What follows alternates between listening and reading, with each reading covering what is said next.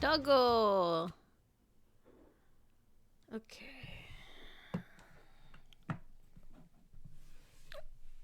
What was I doing? Right. We were going to talk to Mr. Sawit.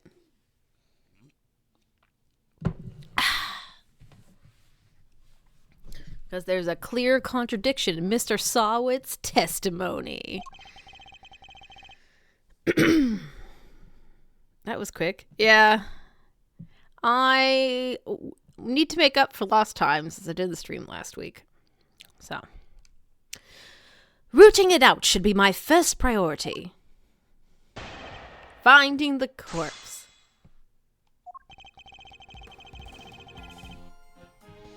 I was in that workshop there by myself, practicing what I'd learned. I don't remember how, but I found myself in front of the door of the other workshop. I happened to peek in through the little window, and then I saw him lying there. A man, not moving, dead. I quailed in fright and found myself screaming in sheer terror. As long as you didn't do a silly and skip things you shouldn't. I made dinner during the game, so I have eaten. But I appreciate you looking out for me, Bubbles. Hold it! What exactly were you practicing? How to be a pet stylist, of course. I'm a model prisoner, after all. And so he keeps saying. Rolls insight. Did you roll high? Roll high, Chris?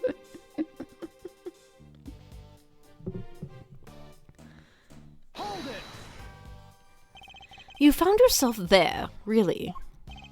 That's right, and then I found myself peeking through a little window in the door. Why did you think to do that? Shit, you know me. You think I have wisdom? I mean, I think you have a stat in wisdom.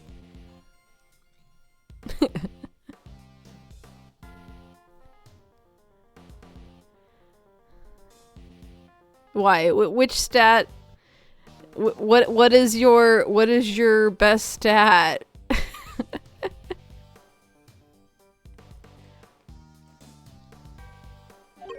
You clearly weren't concentrating on your work then.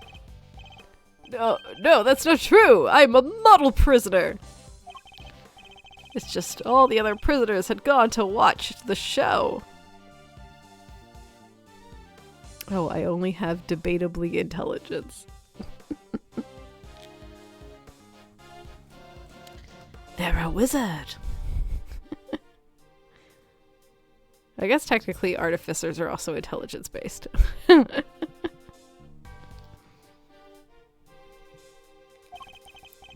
okay, that just means you can cheat on all the other skills with Arcana somehow if we're at 4E. I guess I was, well, kinda lonely.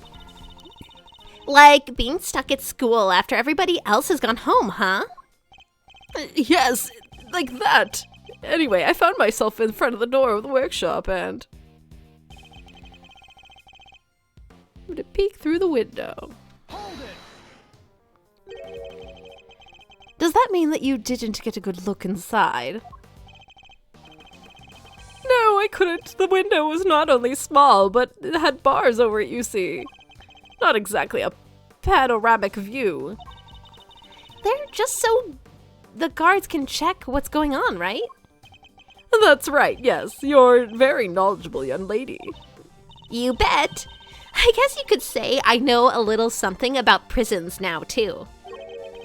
I'll have to remind myself not to address this newfound interest later. Anyway, yes, I peeked in through the little window in the workshop door. And then I saw him lying there, a man unmoving, dead. Hold it! Could you tell right away that it was a man or a woman? It was clearly a man. His physique, his clothes, It was also very clear he was dead. Could you tell just by peeking through the little window? Look, let's just say, this wasn't my first dead body. You don't say. I have to remind myself what he even looked like. Okay.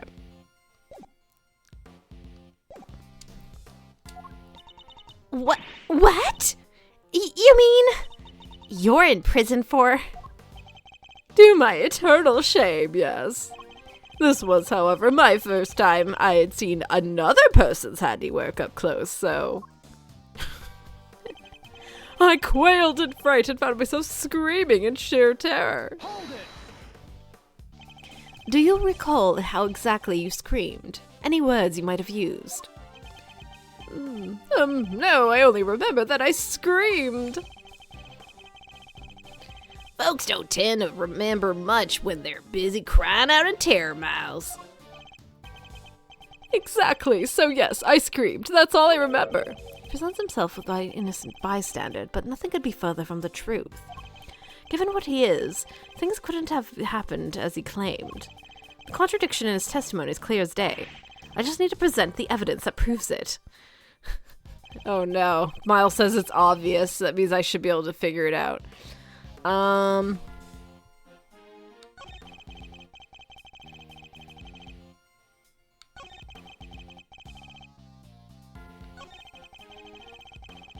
Man dead, not moving.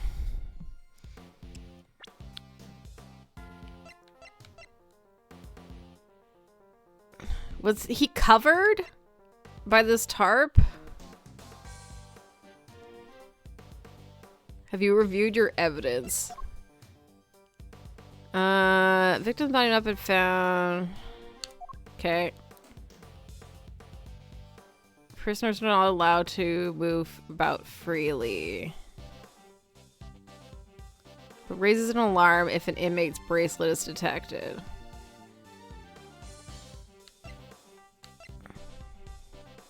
The body is covered in dirt. There's also a swell cut on the scalp.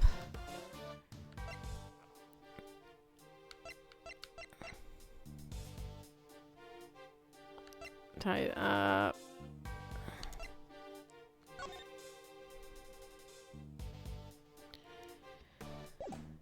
Okay.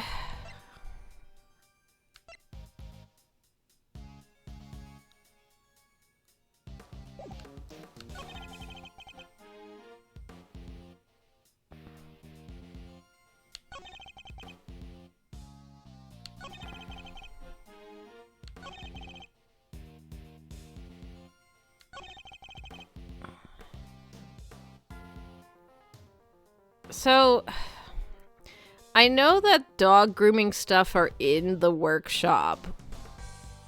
I don't know what's in the other workshop, so maybe it's in both. But that sounds like I'm going too far, and it's something more obvious than that.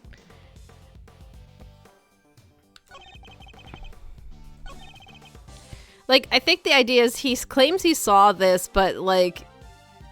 for some reason my brain thinks that he was covered by a tarp at the time, but like we didn't find him that way, so this one's kind of obnoxious.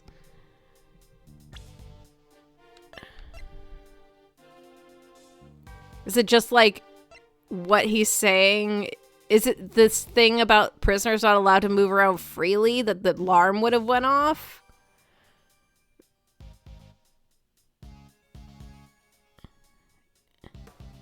Doesn't have to do with the dead body. Yeah, it is that? Okay.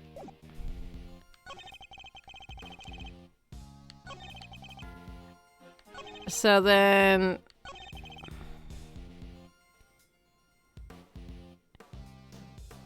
it's just a matter of which statement it goes on, I guess. I don't remember how, but I found myself in front of the door of the workshop.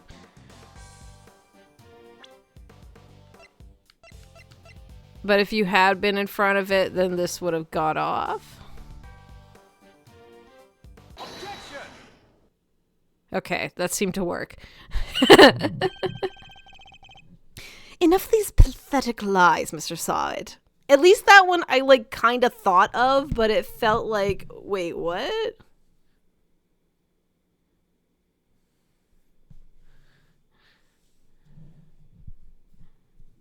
I don't remember how. Contradiction. You must remember something that... Enough of these pathetic lies, Mr. Sod. I'm afraid you've rather lost sight of what you are. What I am? I know precisely what I am. I'm a former newspaper salesman who's been training to be a pet stylist. Hold it.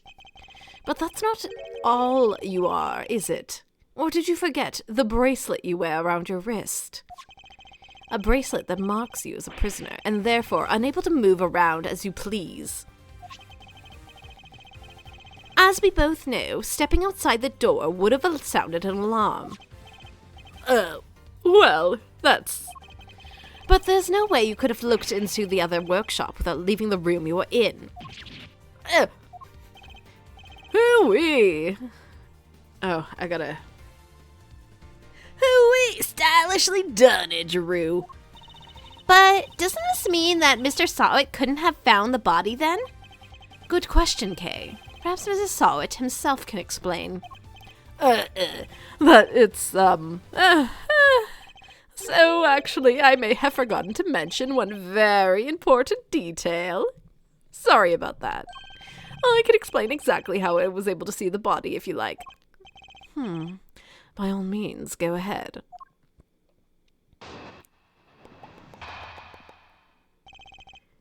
Finding the corpse, part 2. There's a little trick we prisoners know about, you see. As long as you leave your bracelet inside the door, you can lean out without triggering the alarm. That's how I was able to peek through the window and into the workshop next door. There's no way you can make that lean. Inside, I spotted the victim's dead body, which made me scream in fright. So you're saying... He was able to take a look at his next door because he had kept his own arm inside the workshop B as he leaned out. Please don't tell anyone about our little trick, especially not the guards, please. Is this it? Is this all he was hiding? I'd better dig a little deeper to his testimony just in case. This is a dumb... Why is this the thing I have to find a contradiction for? This feels so silly. Like, just even in this shot, those are assumably the two workshops, right? There's no way you lean out of one of those doors and are able to peer into the other. Like, you just can't even do that. But let's pretend he can, I guess.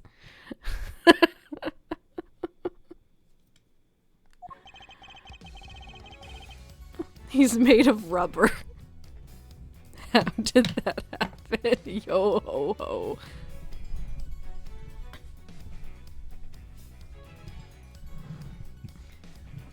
I'm sorry, this is not the King of the Pirates.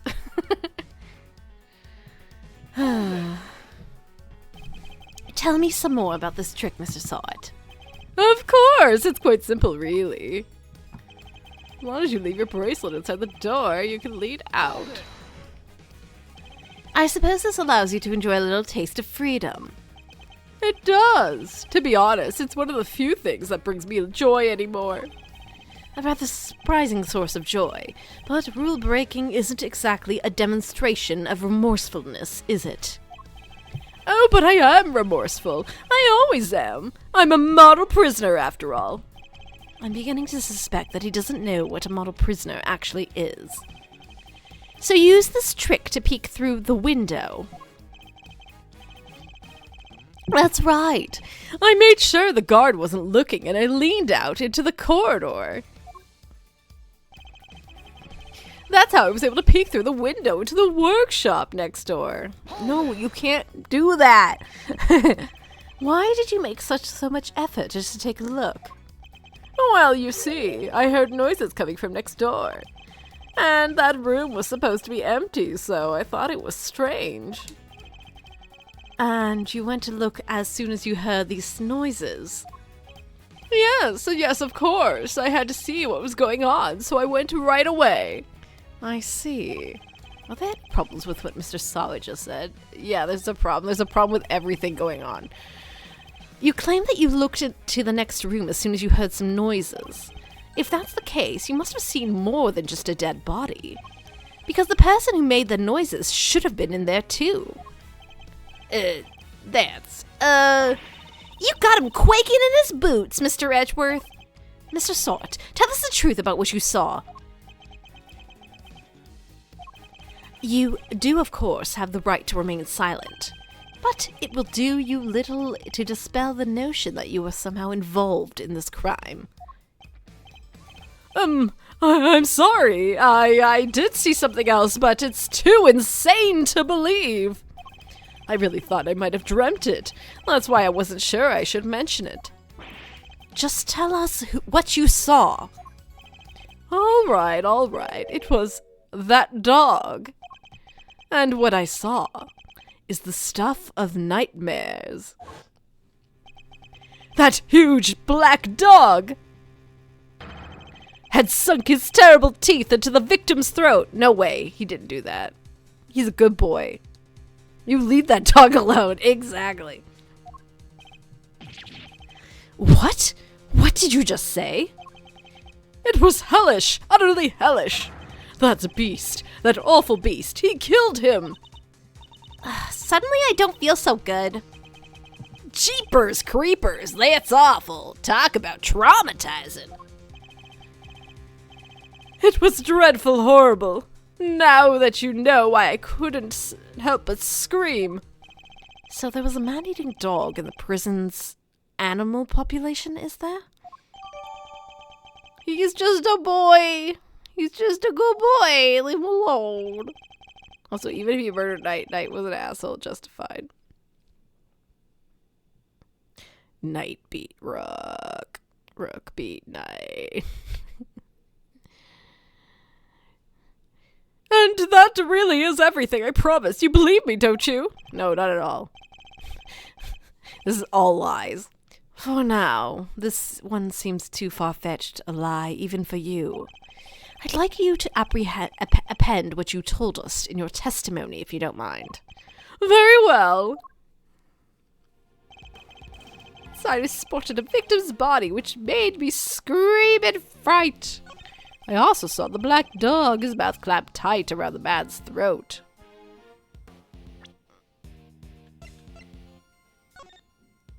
Okay, but he had a brace on, so I don't think he actually could have hurt him. Is that literally what we're talking about here?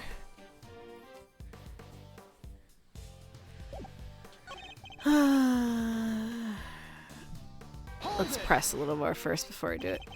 How much do you remember about the man you saw?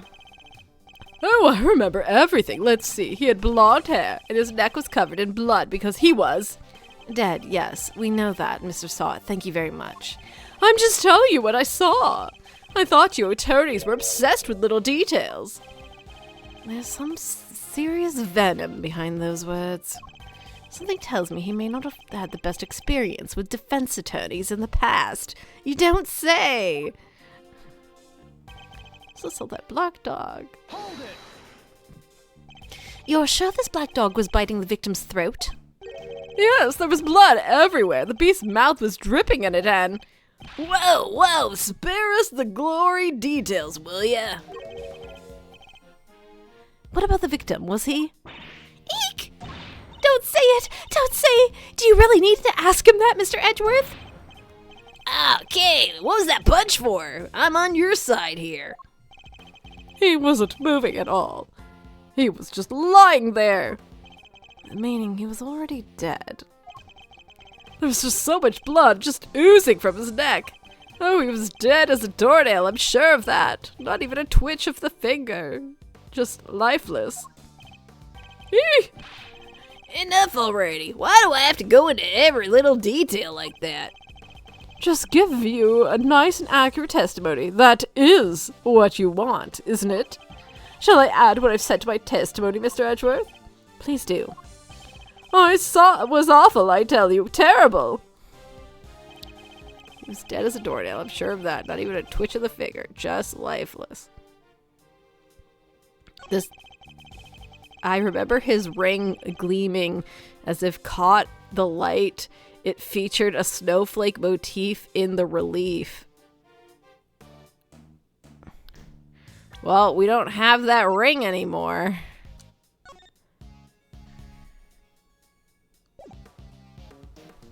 Objection!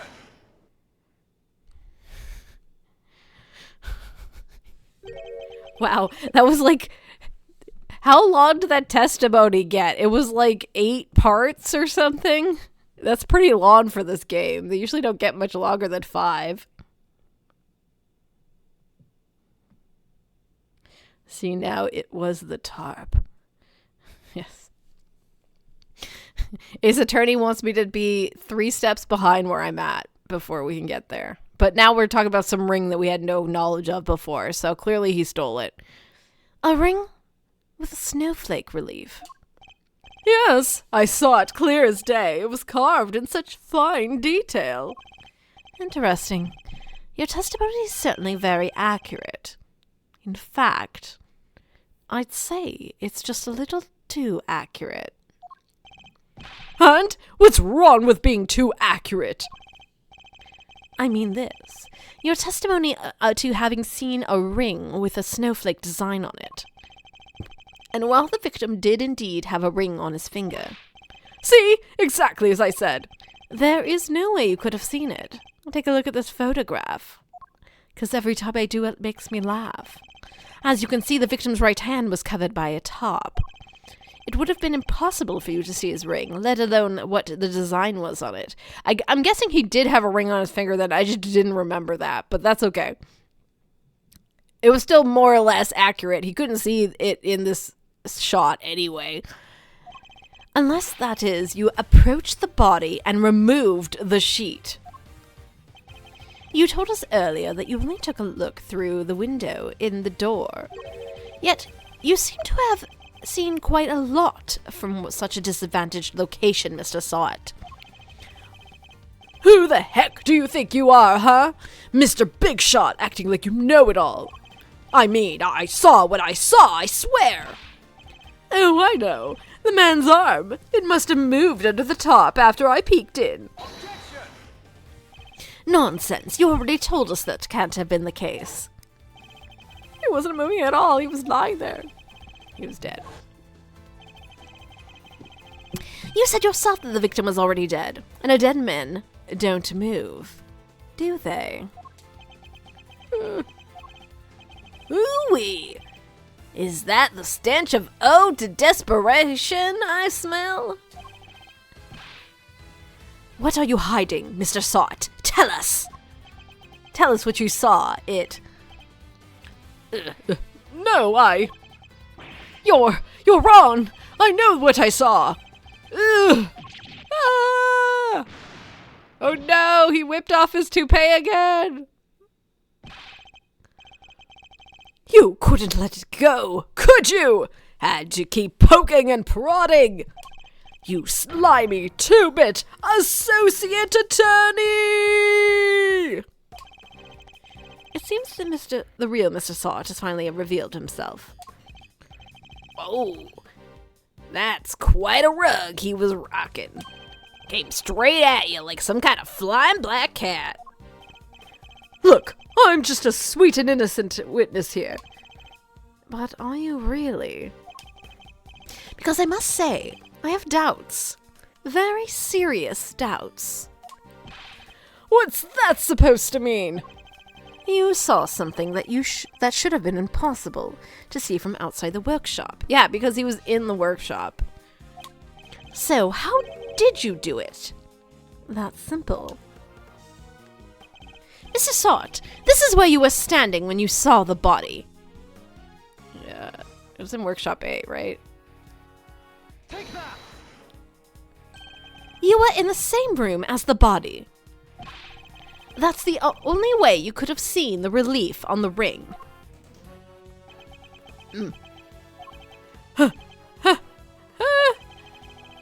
Say what you want, but you don't have a shred of evidence, do you? I mean, there's a log of who comes and goes from a room, isn't there? Nothing to prove I was in the room with the body anyway. You can't prove it, can you? Because I was in the next room over, minding my own business and looking after the animals. Sod is such a lame murderer to bring back, but I guess they didn't want one with too much personality.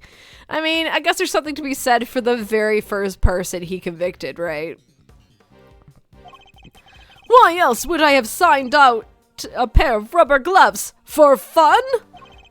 Now, put up or shut up. I want to see some evidence that proves I was in the room with that body.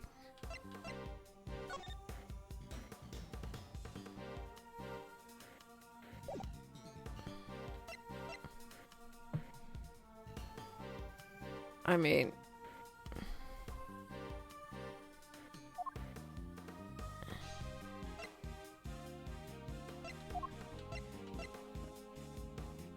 the gloves?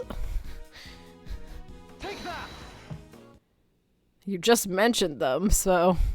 But I assume that the prison logs who goes in and out of the rooms, that would technically be another thing I could do. Remind me, Mr. Sort. What were you doing when you discovered the body? How many times do I was practicing my pet styling techniques. Of course. Then perhaps this rubber glove might mean something to you? That's... This glove was found by the victim's body. I believe it was dropped by the killer. And I can't help but notice that you have a similar glove tucked into your apron. No! This one's different! Hold it! Yes, that one does seem awfully lonely, doesn't it? It's just a rubber glove! There are hundreds of them all over the prison. This doesn't prove anything. Not yet, perhaps, but if I were to ask the police to check this glove for prints, I have a feeling the results would be rather fascinating. No. I think I gave him a heart attack, guys. It's over. He died. What the? That was a pretty rad objection, am I right? Please, Fender, now is not the time for tomfoolery. But I have a legit objection, because this isn't over. There's something that still doesn't make sense. Our man's here is a prisoner, right? But he's got one of those bracelet doohickeys on. That's true! So how could he have left his workshop in the first place? His bracelet would have triggered the alarm if he tried. Right, we don't have a good explanation for that yet. Well, anything you'd like to share, good buddy? We're all friends here. That's weird. You should be clinging onto that bracelet like a big round lifesaver it is. In what way? As in, the best hope for our wig-flinging friend here has for getting off the hook for murder. Sorry, can't get into the crime scene with a bracelet on. If it was me, I'd be arguing with that for my life. And yet he hasn't said a peep about it. I wonder why that might be, Sound of silence. I suppose Miss Law Priestess did preach that silence is golden yesterday, too. Whoa, you sound like an actual attorney for a second there, Mr. Fender. Worst of all of times are when the lawyers calmly show our biggest smiles. Gregory taught me that. It's part of the attorney's code he lived by. So, friend, what's the dealio? Why are you so coy about your bracelet? Is he not wearing it? Oh, he is wearing it. I see it right there. Is it broken? Well, to tell you the truth, it's broken. Broken? I fell over a little while back, you see, and hit it on the floor. And after that, it didn't seem to set the sensors off anymore. I should have told the guards about it, I know, but, well, it's awfully convenient. I see. So your bracelet is broken. But do they really break that easily? If so, then this prison has a serious security problem. No kidding. You there, could we have a moment? Stop petting that kitty cat.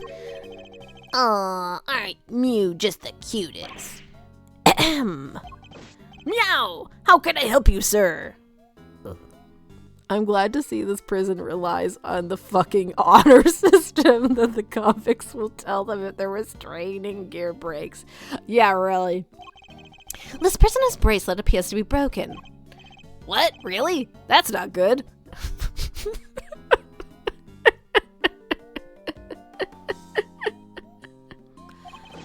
I'll get someone to fix it, find a replacement right away. Thank you. I'll keep a hold of the broken one in the meantime. Of course, sir. I'll trust you to take good care of it.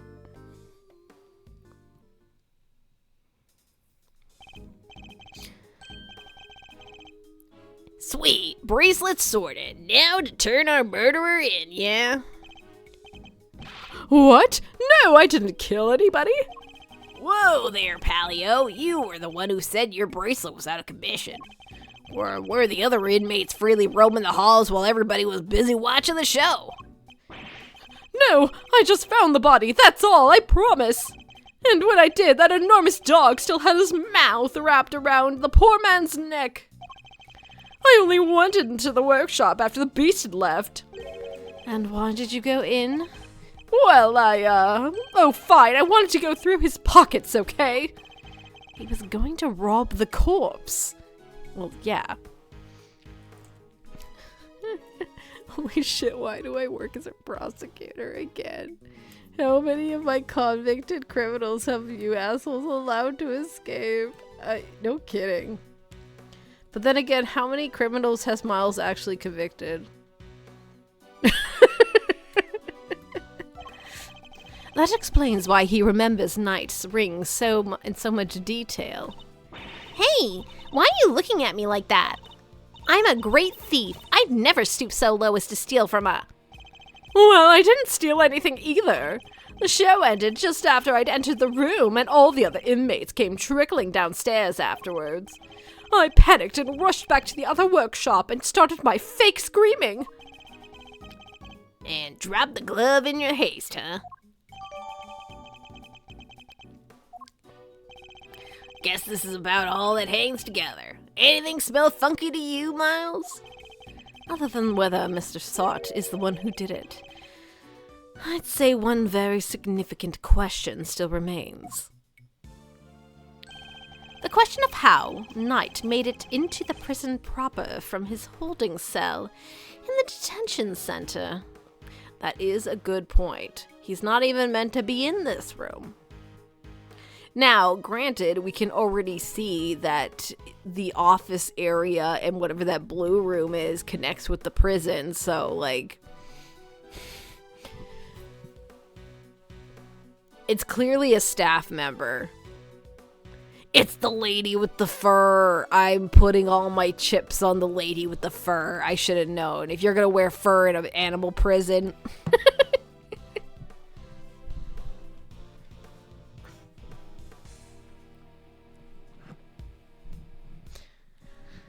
Okay, anyway. I don't even remember her name. Whoa, yeah, that's one doozy. I also can't help but wonder about another key feature of Mr. Sot's testimony. Oh, the doggo has one of those, like, walker handle things on them, too. Fifi Lagarde. That's right, she was a very fabulous darling. The dog's involvement can only mean one thing. Mr. Sot. Yes, what is it? Were you the only prisoner who didn't go to watch the show? Well, no. There was one other who didn't. Am I right in thinking that this person couldn't have watched the show even if he wanted to? Yes, how did you... I knew it. I had my suspicions when I first ran into the black dog yesterday, but this confirms it. Also, Flo Rida would be disappointed. They were boots, but she was still a lady with the fur. With the fur! Low, low, low, low. Anyway, for a criminal that's dangerous to end up in a place like this is unbelievable, but where is this person's cell? You're going to see him? Who are we talking about here? Him! He is like no other prisoner you know. He is special, gets treated like royalty. But you didn't hear that from me. All I'll say is, if you value your life, you'll stay well away from him.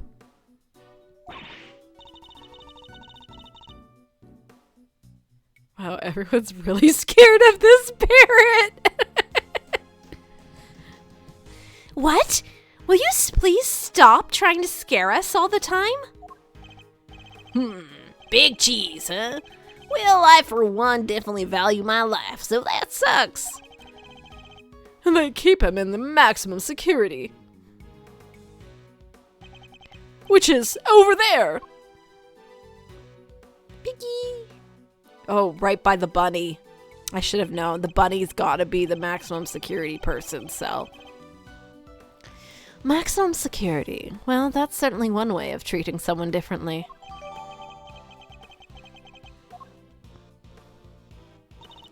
All right, quit being so mysterious and tell us who he is already. Let's just say he's highly skilled when it comes to people's lives. Better than anyone, in fact. And, that's all I'm prepared to say on the subject. In fact, I may have already said too much. Well, Milesy, anything you care to share? Or are you gonna leave Kay and I in the dark here, too? The mysterious man in maximum security is an old acquaintance. Let's go pay him a visit. I suspect we'll find our dark canine friend there, too. Who's in maximum security? The cell is so dark. Wow, it's pitch black in there. I can't see a thing. But didn't you just say this Yatakarasu takes flight, even in the dead of night or something? Even in the depth of night, when no other bird dares take flight, one alone soars to shine, the light of the righteousness on the world's blight. And that one is me, for I am the great thief Yatakarasu. Whoa, you are one powerful performer. Thanks, but it doesn't help me see in the dark. I'm a human, not a three-legged raven.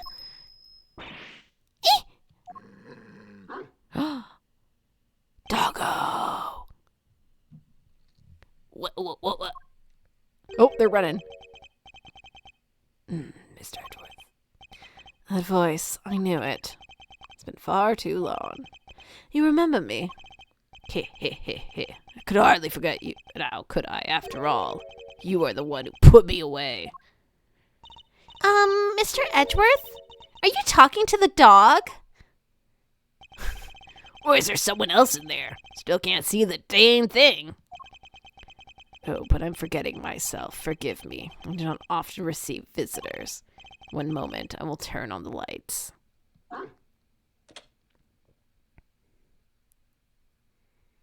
Okay.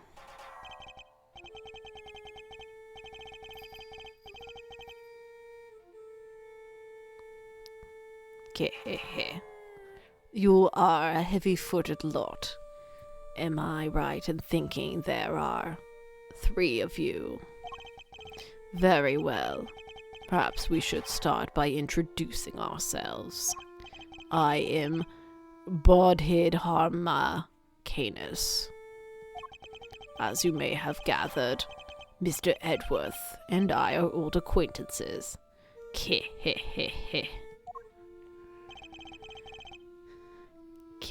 Canis was a notorious assassin. Some knew him as the Blind Butcher. His only weapons were a vicious hunting hound and a fearsomely sharp knife. I'll be honest, I thought they were gonna show us someone we'd met before, but Nope. Okay, cool. His appearance was always announced with the sound of bells. Canis versus the killer. Let's go. The last sound his victims would ever hear. Well, Mr. Edgeworth, am I to guess why you have come to see me? You know why I'm here. In fact, I'm willing to bet that you know every detail of this sordid little affair already. Then I suppose we have nothing to hide from one another.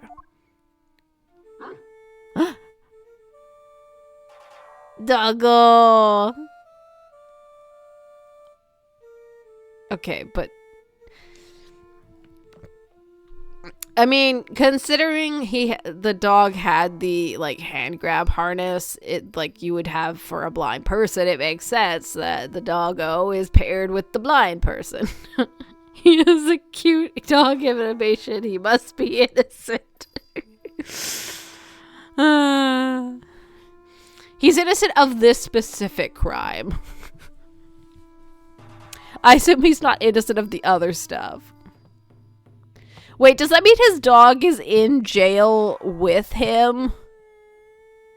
But for crime and not just because he's a cool doggo? Since he...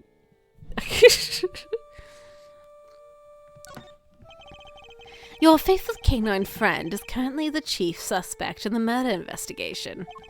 The person who found the body saw the dog with its mouth around the victim's throat. He's an accessory to murder. Dog might have a body count himself. You witness is mistaken. Helmut is a gentle soul. His name is Helmut. He's my eyes, nothing more. It's absurd to think he would do such a thing. Isn't that it, boy? Yes, it is. You're a good boy, aren't you? Aww.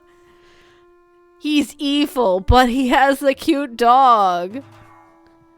It's no Bahamut, but it's pretty good. Look at the good boy. He's just ugly. Helmut's more than mere seeing eye dog. He's certainly no good boy. He's also a trained killer. A weapon once used in this man's sordid trade. This witness of yours, he is trustworthy, I assume. Sars is anything but trustworthy, and he's still very much a suspect himself. I can hardly claim that his testimony is beyond reproach. No, then. I thought as much. Yes, I did, Helmut. Yes. It figures that he already knew who our witness is. Truth, shut the fuck up. What were you doing between 8 and 10 a.m. yesterday morning, Mr.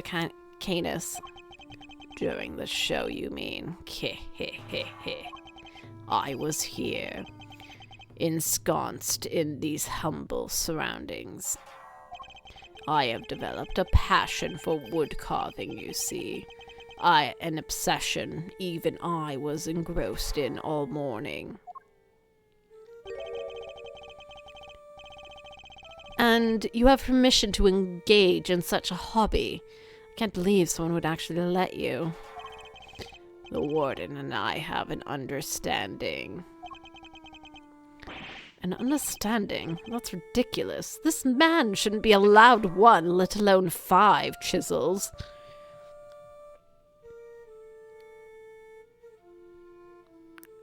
I'm looking at his, like, chessboard. How did it come to this? Also, that knight is wild looking.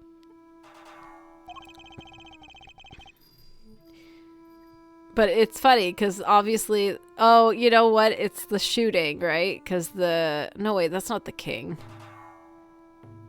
It's a rook and and knight, but then that's another rook. Or is that meant to be a king? I don't know. Anyway. I'm looking too much into the chessboard because they like to put little like vignettes there. There's nothing but lethal weapons in his hands.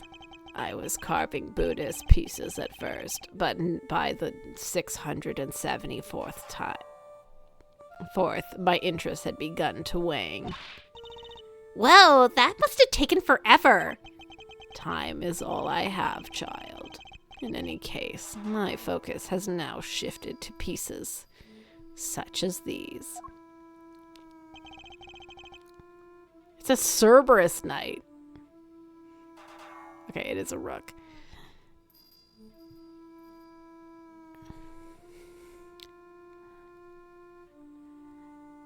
I didn't know you played chess. You play too, do you not, prosecutor? Perhaps one day you might indulge me. Though you may find my game rather rudimentary. I only began after my arrival here, I'm afraid. What's that piece? A dog with 3 heads. Ah, yes, the dogs of war. You must forgive my little joke. Chess is, after all, a game of war. Soldiers, knights, castles, all doing their utmost to protect the king. All loyal to the last. I have always thought it strange that such a game has no place for a dog. After all, what more loyal weapon could any army call upon? Stop making doggos go to war. Still, it's simply a piece I made for fun. Fear not, I play by regular rules, and with the regular pieces. I can't imagine it easy finding opponents to play here in prison, though. Oh, I have my correspondence. Correspondence chess, then. Sharing moves by post. Yes, even prisoners are allowed to send and receive letters. Their contents are inspected, of course. Although I have yet to receive the details of my current opponent's next move. Okay, he's playing chess with someone by a post. Sounds like his current opponent isn't a resident here. Could it be Knight? They both like jazz. Before he died, of course. Look, his doggo chose war with him, I guess. I suppose you know the identity of the deceased, Mr. Canis.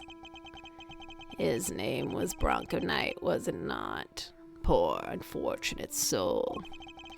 You kept your ear to the ground. My ears are all I have, Mr. Edgeworth. Why am I not surprised that he plunged into the prison's information network?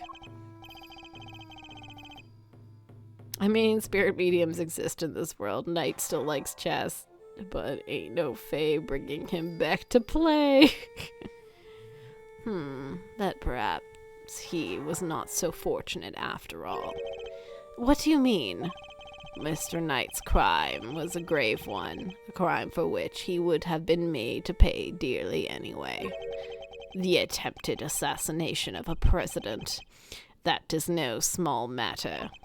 Attempted assassination? Wait, Mr. Edgeworth, didn't Mr. Knight... Yes, we proved that he murdered his team leader, and that there was no attempt on the president's life. Could it be? Are they attempting to cover up President Wang's fake assassination scheme?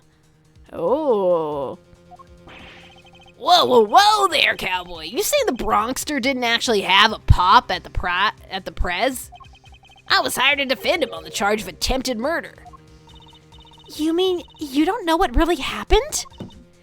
So what, they just blamed the whole assassination thing on Mr. Knight? It would explain why the committee was so keen to get involved. Well then. Of course. They took you off the case to try and keep you away. And swapped in that wiener kid to push through an attempted murder charge. In other words, they're trying to cover up the truth. So they really were trying to frame him. According to the guards, this night, was it? They tell me he was violently insistent that he had attempted no assassination. Which would have come out anyway when the case went to trial. I'm no expert in legal matters, but allow me to say one thing. I know for certainty he would not have been the first inmate imprisoned on false pretenses. An uncomfortable fact, but a fact nonetheless. Yes, Helmut. Yes, it is. Yes. The courtroom's not always a bastion of truth you believe it to be, Mr. Edgeworth. No bastion of truth, huh? I've heard something to that effect before. Yes, from a certain Interpol agent who doesn't have much faith in prosecutors. Oh yeah, his other boyfriend. You're not twisting the truth behind those closed courtroom doors, too, are you? Fueled by that kind of thinking, is there any wonder that the courts produce nothing but falsities and lies? Sorry, but the truth doesn't need the likes of you to distort it today. I was never able to fully dispel his mistrust of prosecutors. Even Helmut understands, don't you, Helmut? Yes, you do. Truths revealed in the court and your deductions is dangerous trust either implicitly. But I'm not bitter. You are the first to make me subject to unfounded suspicions in these recent days. In fact, I was visited by another prosecutor only yesterday. He was accompanied by a judge. They even dragged the warden along, her distaste for me lingering unspoken in the air. Not those two again! Prosecutor Winner and Judge Gavel. They went over my cell over a fine-tooth comb, but they left empty-handed. They were looking for a murder weapon, I believe, to no avail. But I mustn't take it personally. Rumor has it they searched every cell in the prison. Still failed to find what they were looking for. I pray they weren't too disappointed.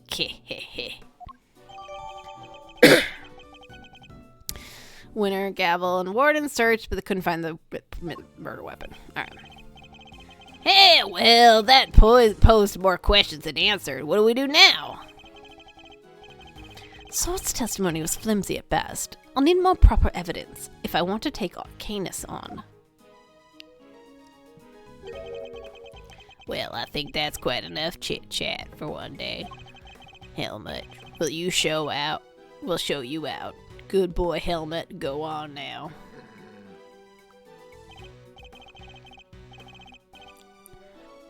He's not showing us out permanently, right? Let's get out of here, come on!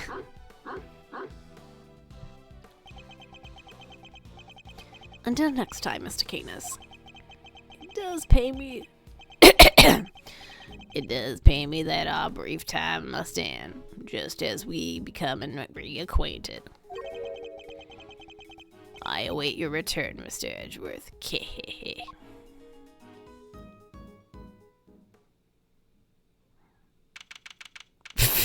Okay, what are you doing? Now to gather evidence, I need to bolster my case. Hey, Mr. Edgeworth! Oh, that's the best hiding spot she could find. Alright, Kay, you can come down now.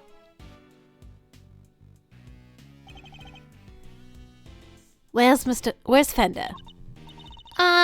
He ran off somewhere. I have no idea. He could move that fast. Fender. So, what do we do now? You and I will continue investigation, and I know just where to start. by solving that one particular mystery that's been dogging us this whole time. Knight's body was found in one of the prison's workshops, but he was presumably being detained in one of the detention center's holding cells. So how did he wind up on the other side of those heavy security doors?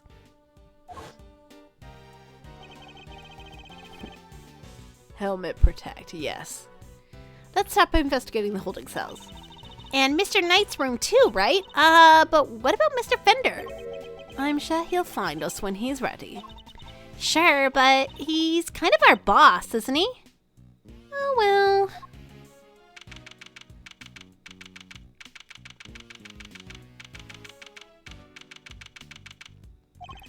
The victim's cells are just over there. Lead the way, Mr. Edgeworth.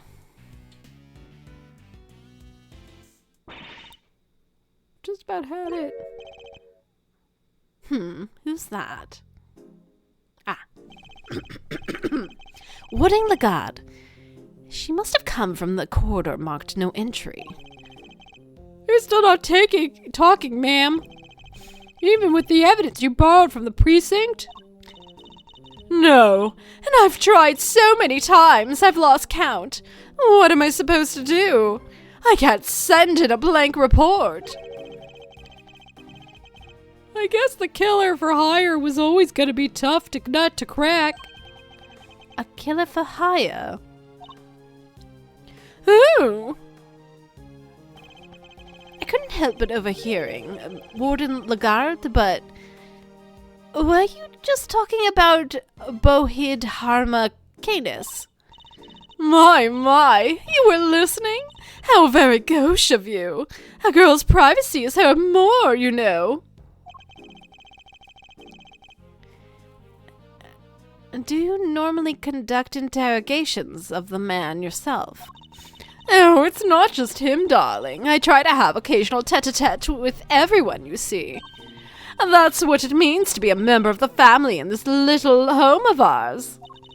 There isn't a person who hasn't made the pilgrimage to my office at least once. Your office? How sweet! He's angling for an invite. Well, I suppose it is the hottest ticket in town. It's down this corridor here, darling. But FYI, I don't just let anybody wander in willy-nilly. Let's see, that would put it right about here. It's a wonderful room, if I do say so myself. All my guests rave about it. And who wouldn't want a view of my fabulous garden in the yard? Ooh la la! The yard? If it isn't anything like the rest of the place, it's probably full of adorable animals, right? Can I see?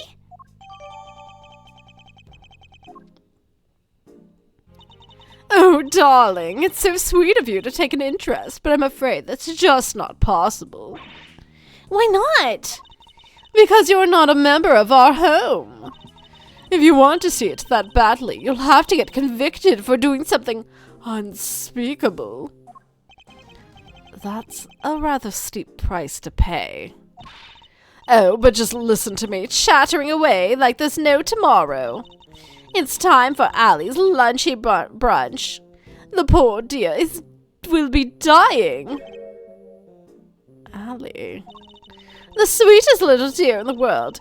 I know I shouldn't have favorites, but you know how it is. Now, to the yard with me. Ciao for now, darlings.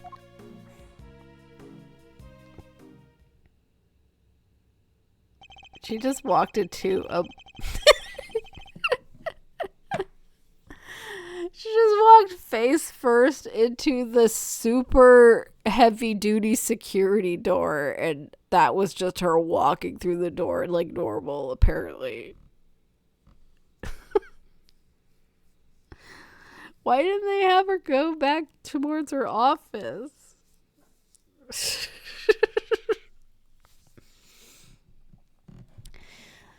I wanted to ask him more about Canis, but she dominated that conversation from start to finish. Let's go investigate this victim's cell, shall we? She's the prison warden. She does what she wants.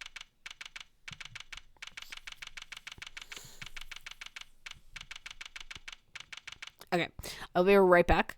I'm just gonna go refresh my glass. I could feel Cadus's voice was a little scratchy on me, so...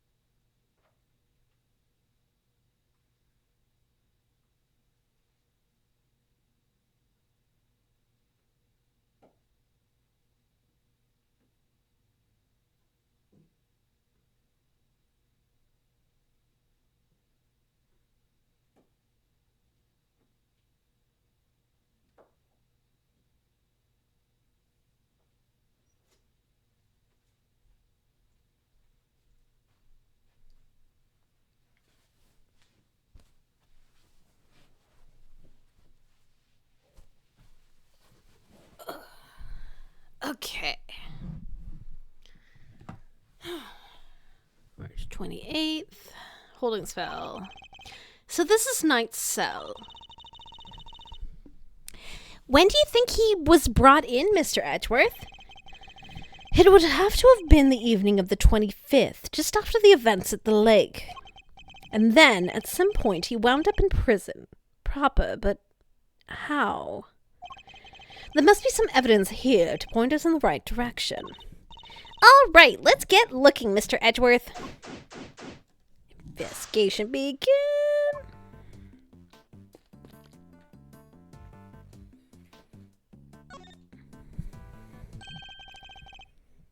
Reflected in the mirror is... a security camera! A great thief's greatest enemy! Nothing about this place is very thief-friendly, if I'm being honest. I think that might be the entirely deliberate, Kay. Guard. I'd like you to retrieve the footage from the security camera and review it as carefully as you can. If you see anything out of the ordinary, inform me immediately. Yes, sir! Why does the table have a ball and chain? Okay, what's going on over here? I must scour the scene and inspect anything that catches my attention. Yeah, what's going on over here? Hey, look at this weird piece of paper. There's some sort of grid on it. Let's take a look. Next move, bishop to g2. What's next? Rook, no. Pawn, go to Gee, was the prediction I made earlier potentially accurate? What? It's be related to evidence somehow, yes.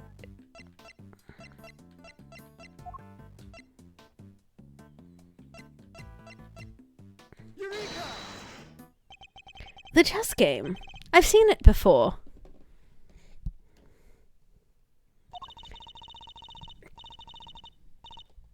Enough with the chess chat, Mr. Edgeworth. We're supposed to be investigating here. Focus.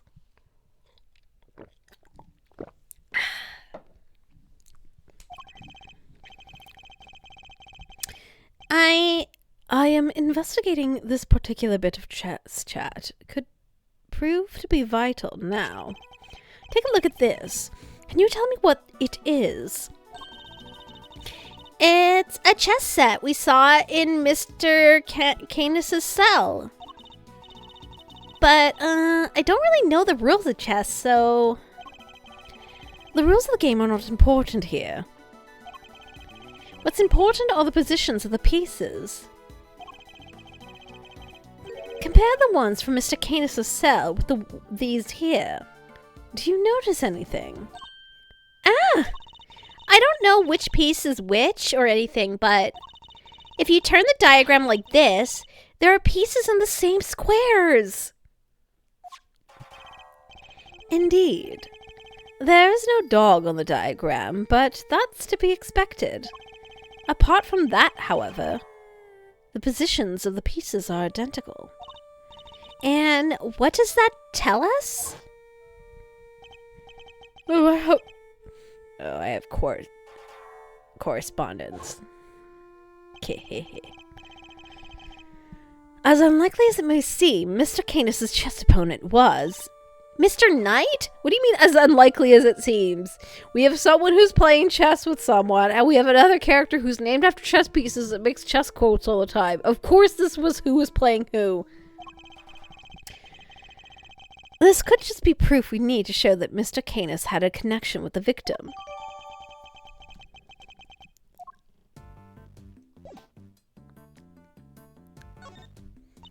Oh, what's the menu doing here, Mr. Edgeworth? It seems that those held in the detention center are able to choose what they'd like to eat each day. If they can afford it, that is. Money makes the world go round, I guess. But doesn't that make life super easy for the rich detainees? Okay, bear in mind that the people held in these cells haven't been found guilty yet. Some of them don't deserve to be punished. Quite a few of them, in fact. So you're saying it's fine that people with money don't have as hard a time as everybody else? Ugh.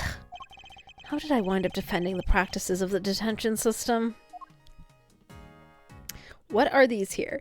A second chance at life, interview with a former prisoner, making money while serving time, you'll laugh tomorrow, an anthology, understanding animal emotions, life as a pet stylist, 200 days to freedom, and escape story.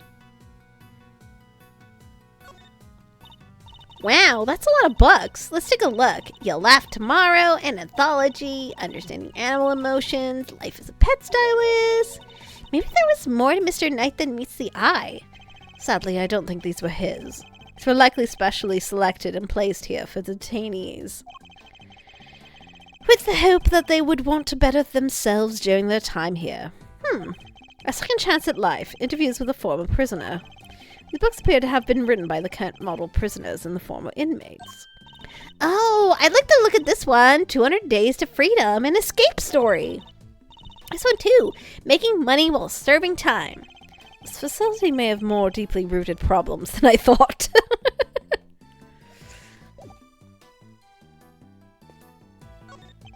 The bowl is nice and spotless, and there's no signs of toilet paper to be used. Everything seems to be in order with the toilet here. What? Are you serious? Why? What's wrong? There's no door. There's not even a curtain. Whoever designed this place should have thought a little more about people who live here.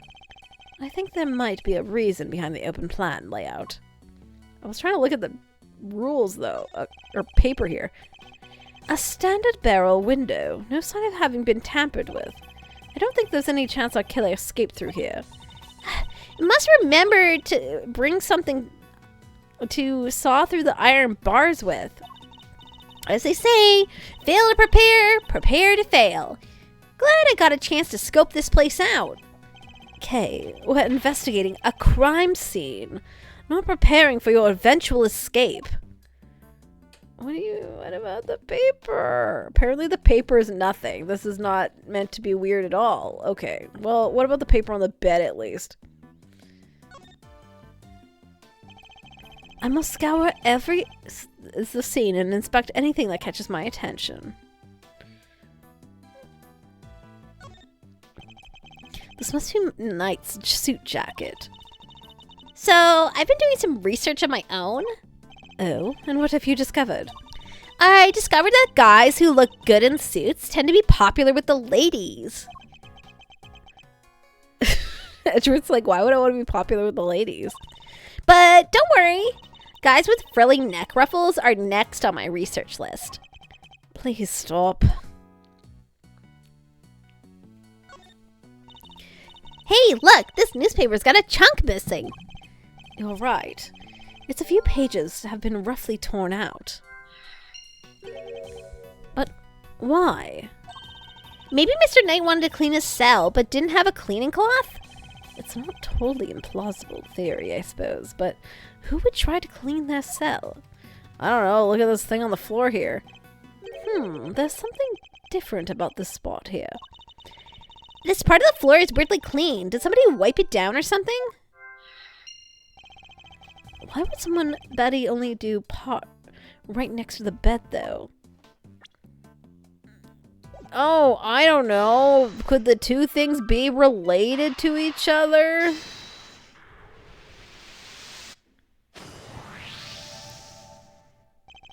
This part of the floor has been wiped clean. Maybe he spilled some grape juice.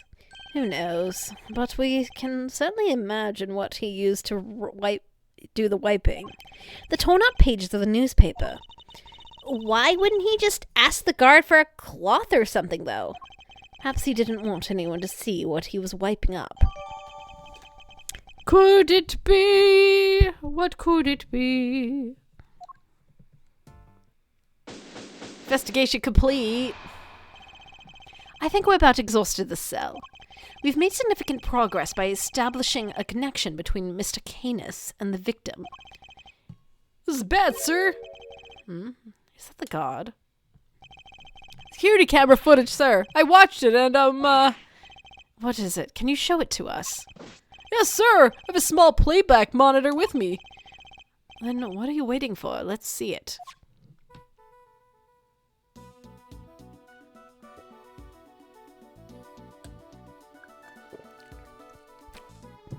Welp. Was that? That black thing, it's that dog, right? I don't know. That was small to be the dog. Until now, our assumption was that the crime had taken place inside the prison proper. But it seems that my assumption may have been wrong. Knight had actually been attacked in this location. In the holding cells. Take that. Right here in the detention center. And the perpetrator was indeed Mr. Canis's dog. This is just the evidence we need. No, it's not the dog. The dog didn't do it. The dog's being framed by the fox. It was the fox that did it, because I thought it looked like a cat, but we haven't met any cats yet, so the next would be the fox around the lady's neck, because it's totally the fur lady.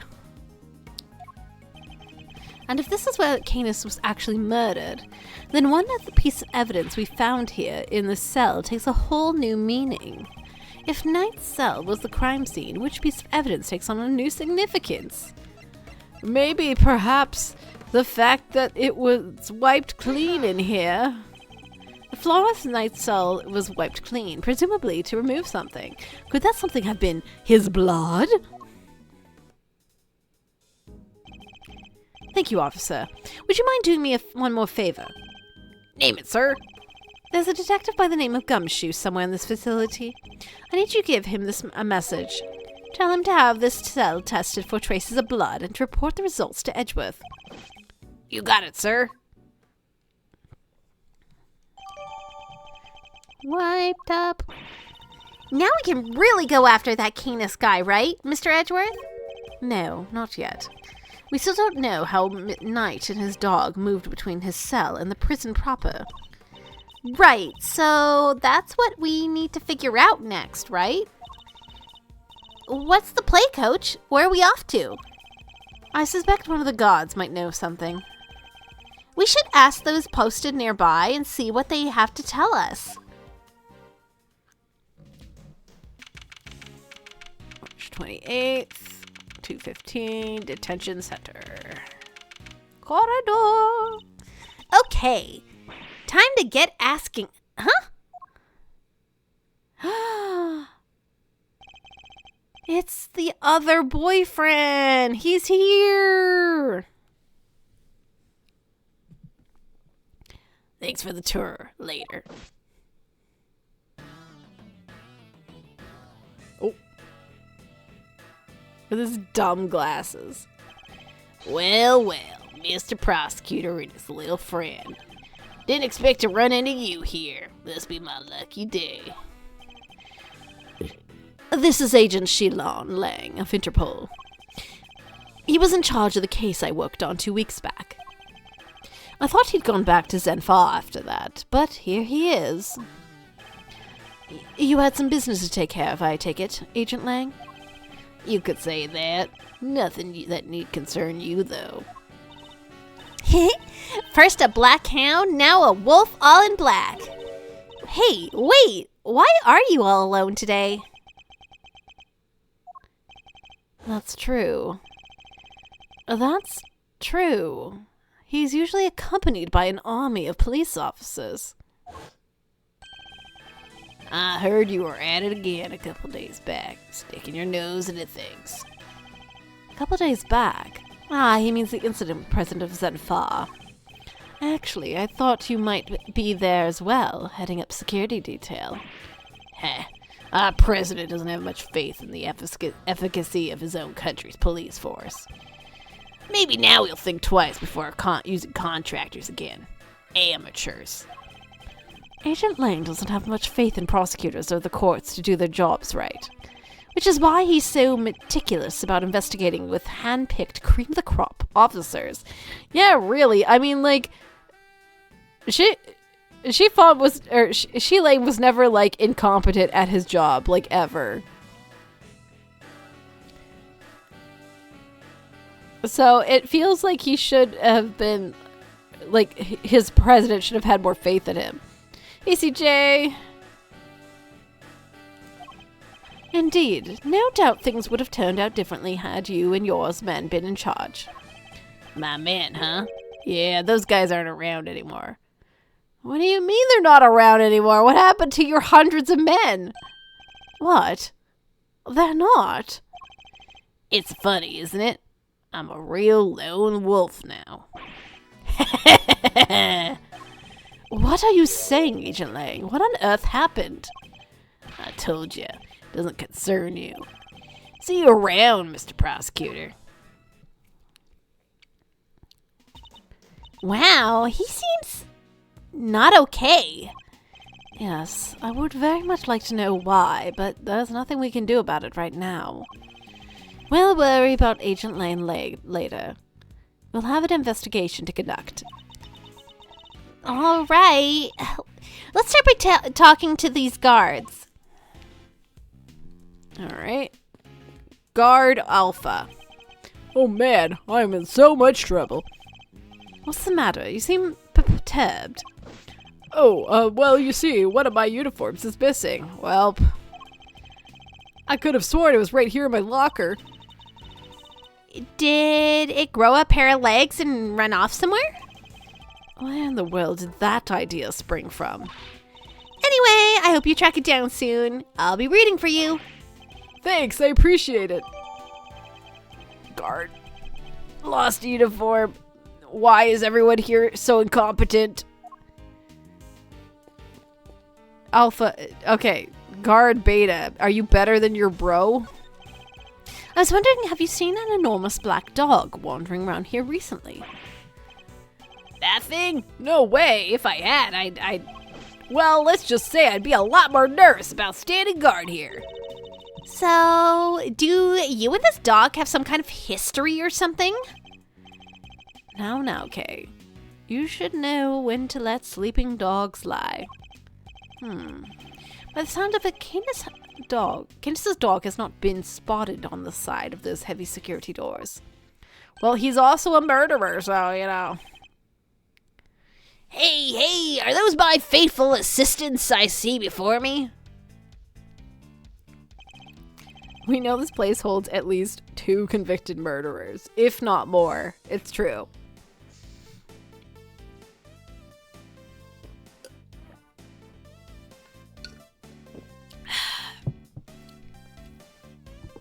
Fenda, where exactly have you been? Where have I been? I've been looking for you two. Been searching high and low. Also, welcome back, Chris. You missed our other boyfriend, Detective Shilon, for briefly visiting us. Considering 90% of crime in AA is murder, it's statistically lower likely. It's true. Wandering lone Lily through the prison halls. It was terrible, I tell you. But the prison's over there, on the other side of the facility, boss. So listen, I just got the lowdown on some seriously dynamite material. You want to hear it, right? Right. Seamless. I was chatting with a few guards, and they told me something très interessant. Turns out the Bronxster had himself a little incident 2 days ago. Primo term, if you catch my drift. An incident. Simeon told you he came to visit his pal, right? Well, it happened right after they wrapped up, when the Bronco was being escorted back to his cell. It was one guard and he was in handcuffs offs. They'd made it back to the guard and was talking when the Bronxster clobbered him, knocked the poor guy out cold. Sounds like it might have been a prelude to a jailbreak. 'Cause when the other guards showed up, they couldn't find their comrade's keys. Were there any rumblings about Knight attempting an escape? That's the bit of fries the old noggin. Turns there were none. Just sat a cell and turned up dead. And then what's more, he swore right to the end that he never stole the keys. They turned his cell inside out too, but no dice. The guard who was struck, what did he have to say? Nothing. Poor guy was still out there when they took him to the hospital. Word is, he's still there. So there's nobody around to tell us what really happened. Guard was attacked, his keys, including the ones in the Knight's cell, were stolen. They've yet to be recovered.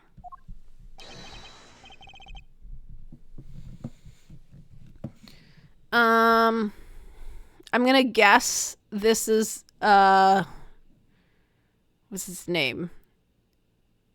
Winner? What the you losers? That's all we need. Yeah, it's definitely him. Okay. Why are you still hanging around here like a bad smell? Hey there, little buddy. Listen, Miles here's working with me now as an associate. Nonsense! You're all just here to cause trouble and turn my investigation into a fart! Justice means a farce, of course. A simple slip of the tongue. Seems like a reasonably apt choice of words to me. Judge Gavel, great to see you again. I know who you are. You are Simeon Saint's attorney. Guilty as charged. Now that we've broken the ice, how about a friendly? Or not. I'm totally cool either way. Dude, you already got kisses from Fifi. You think you were gonna get it from Gavel? Like, come on. Also, thank you, Bubbles, for banning them.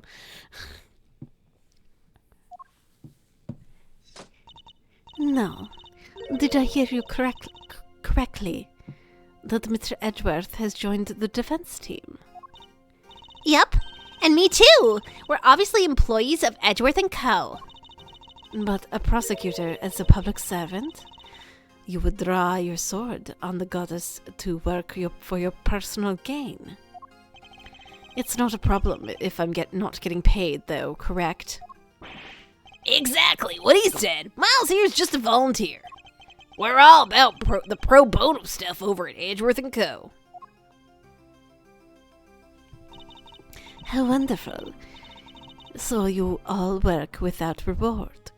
The goddess would surely approve. Yeah, I'm a regular philanthropist.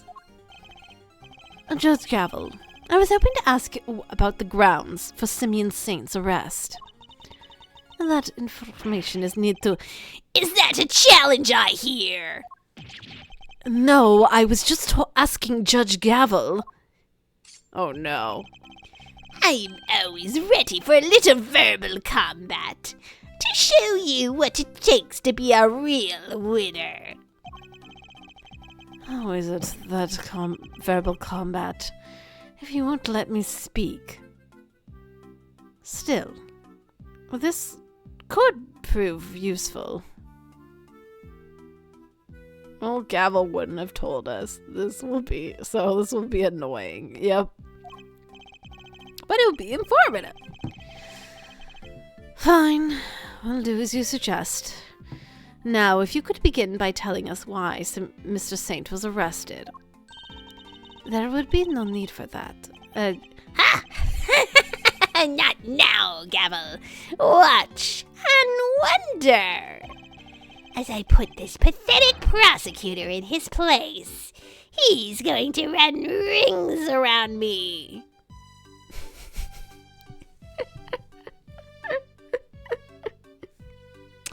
Okay, Eustace. I think you mean to say that you would be the one running rings around me. And I will. So badly your ears will be ringing. Prepare to be humbled, Edgeworth. I'm not prepared. You want to know why I arrested that man? It's simple. Simple. I found evidence of him all over that thing. Lewd. How's that for some winningly unconvertible conclusive proof? And who saw the truth first? Why, me, of course. Winner by name. Winner by nature. Where do I even begin? Look at you, utterly lost for words in the face of such mastery. I'll take your silence as yet another win. Katie. Well, I did go deep, sinister voice. Okay, so I'm gonna rest now and winner to somebody say obnoxious voice. No kidding, right? Let's take another big sip before we get into this. You know, it says something that this is what Edgeworth's inner monologue is saying right now. Honestly, does he ever shut up?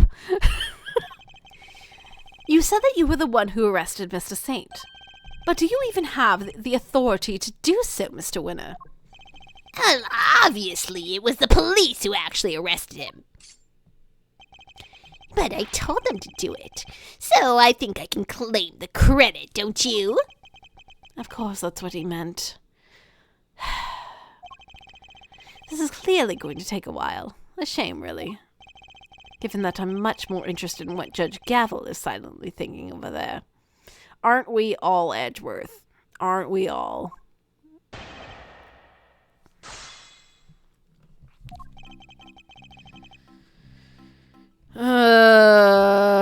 I do.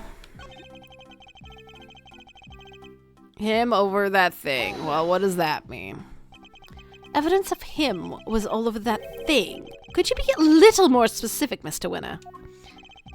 Do I really have to spell it out for you, Miss Edgeworth? I'd hoped even you could put two and two together.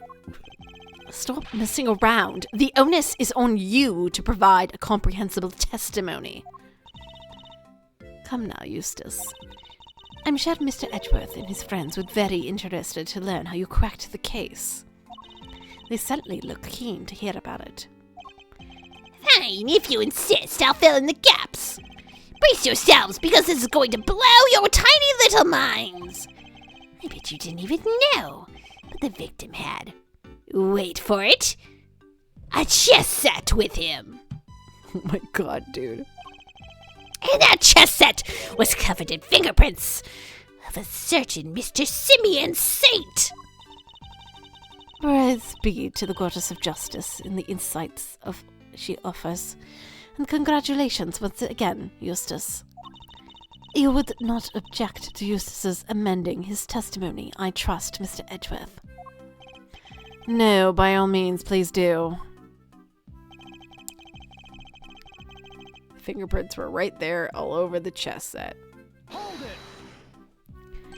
But you weren't the one who actually found his prints, were you? Of course not. I'm a prosecutor. I leave the dirty work to forensics. Fingerprints are certainly a problem, but then that's a chess set was. I should take another look at the evidence.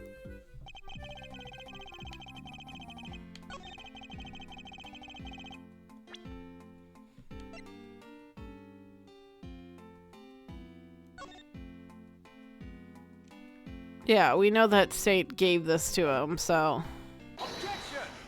it's not really weird that the fingerprints were on it. So the fingerprints on the chess set are the ace up your sleeve.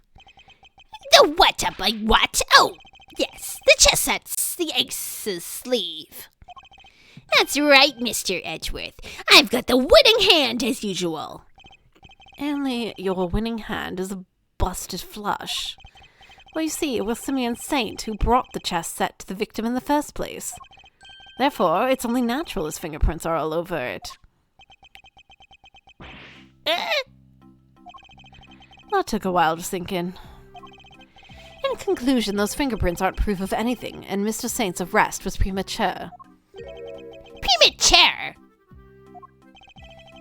The incident took place here within the walls of this facility. And being neither a guard nor a prisoner, it makes very little sense to suspect that Mr. Saint... Oh! Now what? I think you might be the premature one here, Edgeworth. And you think you were the one accusing me of being hasty. God, this voice was a mistake. Did he only just work out what that word means? Sure, I identified Mr. Saint as a suspect faster than pretty much anybody else. And I won the race when it came to picking out the crucial evidence, too. I'm quick on the draw, you see. But hasty? Not at all. You're right that Mr. Saint isn't a guard or a prisoner here, but he was. Eustace. Just Gavel. Yes, please, Gavel, please talk. Put out Gavel! I have the right where I want him. Forgive me, Eustace, but if I may. Well, the particulars of the suspect are indeed fascinating. Don't we have something a little more impressive to share with the prosecutor? Something more impressive. Someone mute this child. No kidding. He's like 12. Yeah, if you would wouldn't mind, Mr. Edgeworth. Eustace has made an ingenious deduction concerning the murder weapon. Perhaps you would like to hear it. Yes, of course, that. Well remembered, Gavel. Listen to this, Edgeworth, and prepare to be amazed. Will this ingenious deduction explain why Mr. Saint was arrested? Let's just say you won't be disappointed. You know, I just realized that my voice for him is like borderline old bag, and that's concerning.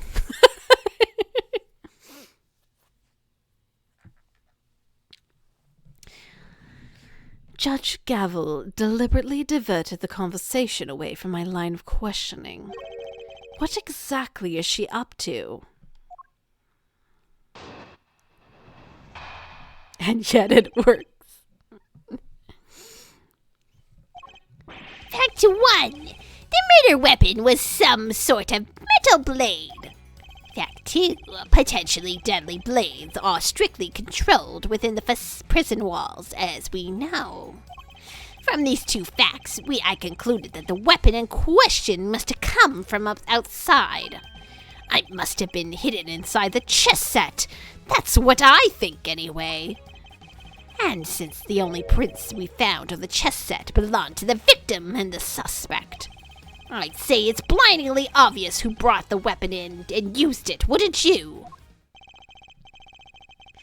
If nothing else, the testimony this time is a little more comprehensible than last time. Another winning deduction brought to you by the winner Eustace, prosecutor extraordinaire.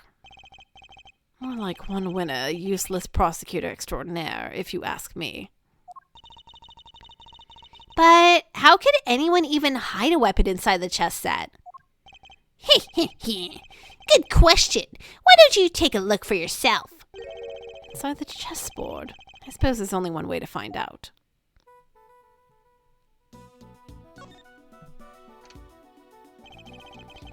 There's nothing in here but chess pieces. That laugh is really something. He seems pretty convinced the weapon was hidden here somewhere. I'd better take a look. Yeah, I assume this part comes out. Yep. What? The stiff lining at the top opens up like a flap door. Whoa, there's plenty of room in there. Indeed, more than enough to hide something like a small knife. Ingenious, no. The killer snuck the weapon in by...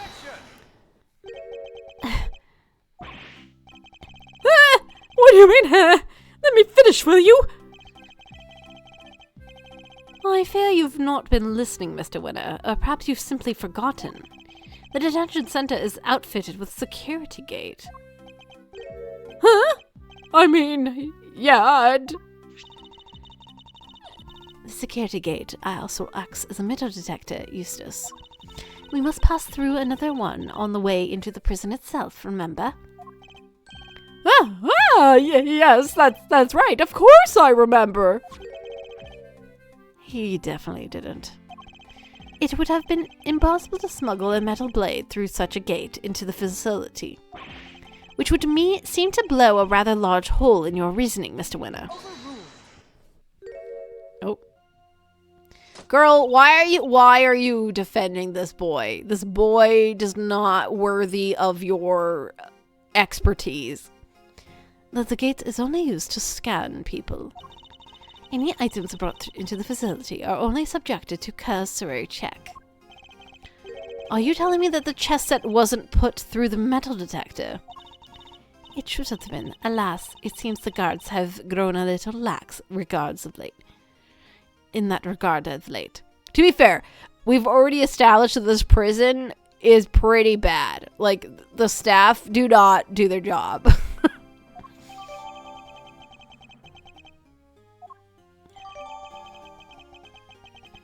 Damn, in her defense, this place has sucked. Yeah, I know, right? Very good. Thank you, Gavel. It was my pleasure.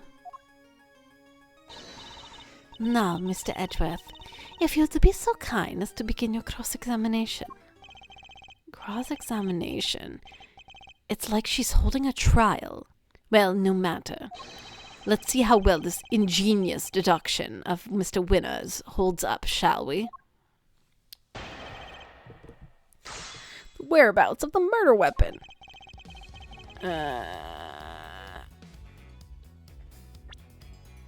Okay. Effect 2, potentially dead blaze controlled in prison walls, as we know. Conclude the weapon was quest to cut from its side. It must have been hidden inside the chest set. That's what I think, anyway. And since only prints were found on the chest set belonged to the victim and the suspect, I'd say blindingly obvious who brought the weapon in and used it, wouldn't you? It was a stab wound.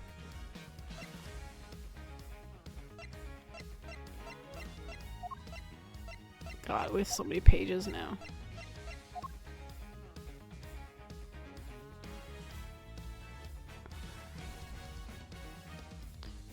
The footage is still showing the victim being attacked by a dark form.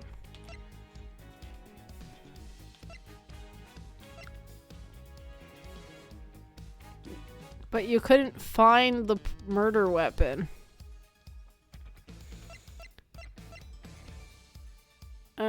He carves things. Oh wow, they give me a lot of...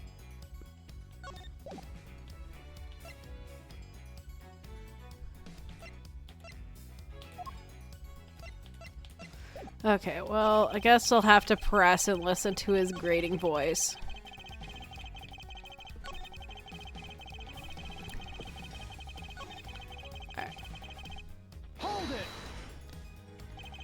A metal blade, you say? And do you have any evidence to support this? You mean you didn't even look at the victim's injuries? Why am I not surprised, you third-rate? A fatal blow was stabbed through the neck. And it was delivered by a knife-like blade. That much is absolutely beyond doubt. It appears that I'm not yet aware of a certain piece of information. Hehehe. Lost for words, are we? Then I'll just keep going with my brilliant deduction and don't you... And there, you know? Okay, so it's the fact that he was bit by the dog.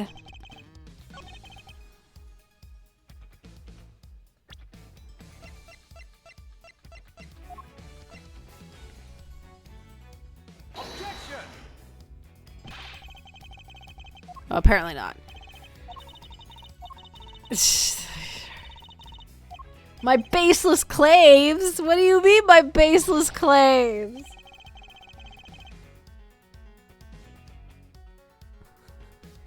You can tell I really don't want to press this boy. Okay.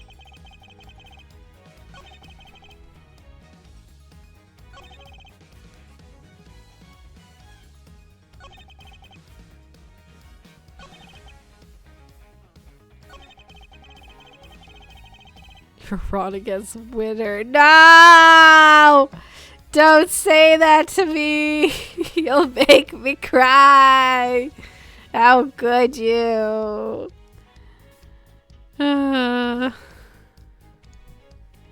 Quit the chapter and start from chapter 1. Andrew, think coming back from this. Hold it. The fact that some objects are strictly controlled does not mean they're actually forbidden. Well, no.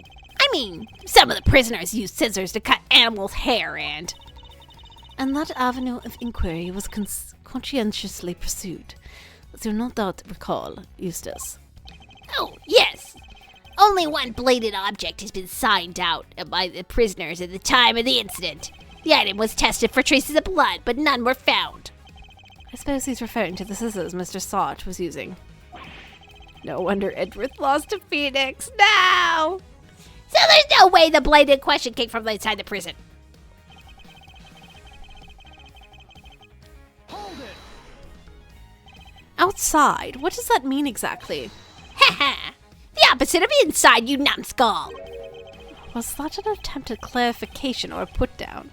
Because it's clearly accomplished neither. What Eustace means to say is that it must have been brought in by outside but the prison by Mr. Saint. Honestly, Edgeworth, if you haven't figured that out, then you're an even bigger loser than I thought. The feeling is mutual, believe me. Mr. Saint clearly brought the murder weapon into the prison. The question is how? Must have been hidden inside the chest, at least that's what I think. But it's not in there, so... Hold it! But no murder weapon was found at the crime scene. And there's nothing inside the chessboard either. I'm curious, Mr. Winner, do you also have any thoughts about where the weapon might be? The perpetrator must have hidden it somewhere in the prison. Is there a problem with this claim? Sure. They hid it somewhere inside the prison. That seems unlikely. In fact, I can prove that's not the case. What else do I suggest the murder weapon isn't hiding somewhere in the prison? Oh no, I don't have that proof.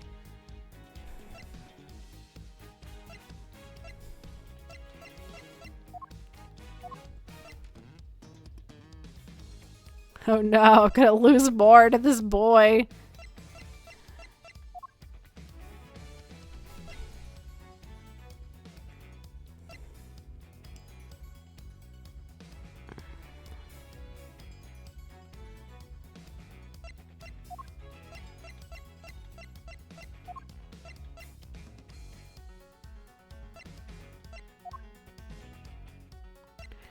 Oh, is it literally just that they searched the prison but they didn't find it? Okay. I'm starting to worry about your memory, Mr. Winner. Didn't you and the good judge search the prison with Warden Lagarde? And didn't you fail to find a likely murder weapon?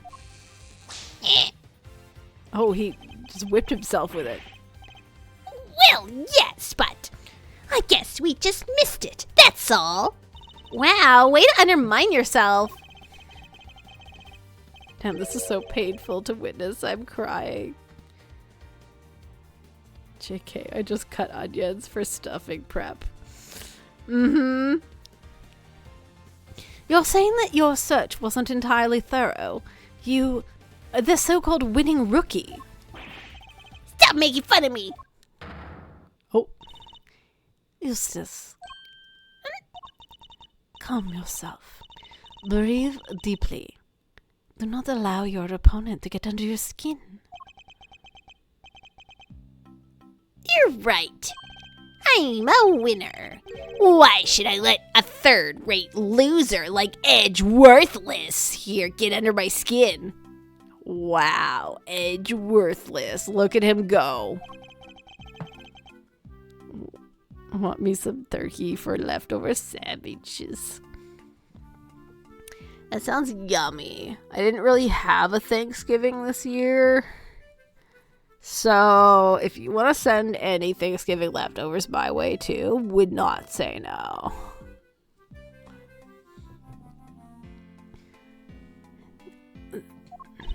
Well, I'm Kay Faraday, and I'm A-OK. Not you two, please. Look, it's simple. Since my first-rate investigation didn't turn up any weapon, it means there wasn't one to find. Which leaves only one possibility. The murderer took the weapon with him when he left the prison. That's why we couldn't find it when we looked, obviously. But what you are proposing is impossible. And this proves why the culprit couldn't have possibly taken the weapon out of the prison with them. 'Cause the scanner? Take that! More memory trouble, Mr. Winner? Now you're forgetting things you yourself said. Are you making fun of me? Again? Oh, so you remember what I said. But perhaps you might have been better served by remembering this. What's that? Wait, does he seriously not remember? It would certainly seem that way. My lord, dude, how did you become a lawyer? Well, nepotism. That's how you became a lawyer. Or I'm predicting that's how. But still, come on, dude. There's like Godot, do not give a shit type of prosecuting. And then there's this bozo. Like, at least Payne read the frickin' documents when he would go to trial with us and had basic information most of the time. When you're worse than tutorial prosecutor, that's bad. I don't know, Phoenix also became a defense attorney while also being an art student. That's true. But that's the defense attorneys. Prosecutors are serious business. There's a security gate at each of the entrances to the detention center and the prison proper. Coming from the prison, anyone leaving the facility would have had to pass through both of them. 2 gates, both fitted with metal detectors. Oh, wait, now I remember. Looks like he got his memory back. So, as you can see, there's no way anyone could have taken the weapon out through the gate. Therefore, there's no way the murder weapon could have left the building.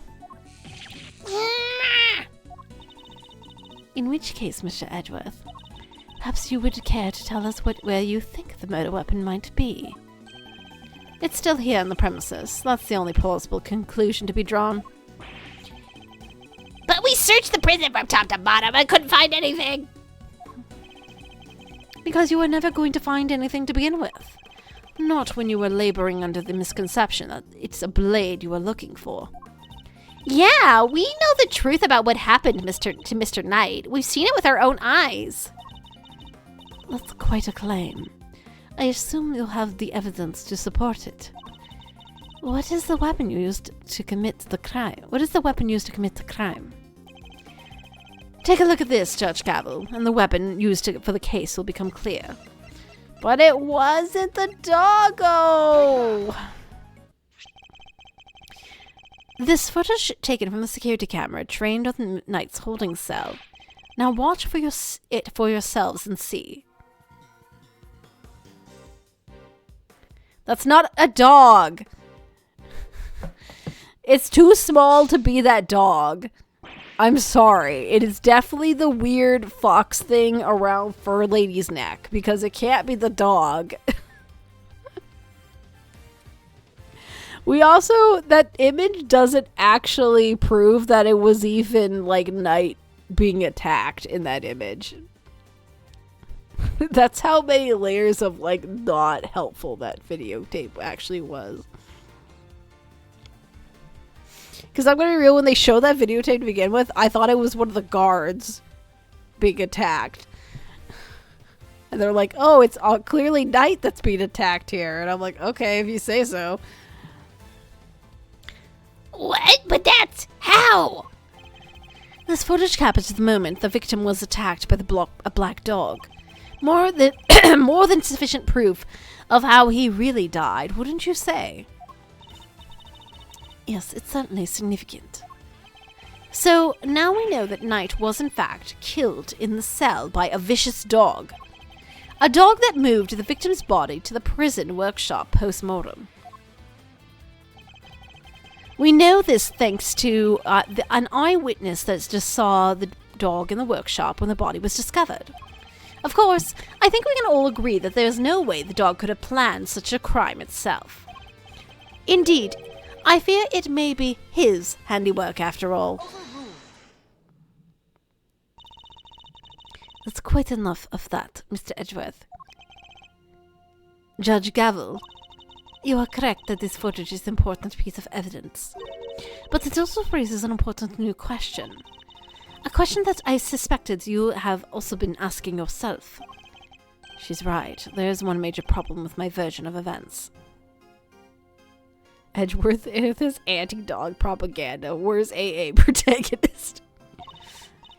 The black dog, the one that belongs to the inmates. How did it move between the holding cells and the prison proper at will? Oh! How do we answer that one, Mr. Edgeworth? The truth is, I do not know yet. Of course not. Can it, Wonder Boy? You didn't even notice there was a problem. Until the defense provides an adequate explanation, the court cannot accept your line of logic. That's all. This court is adjourned.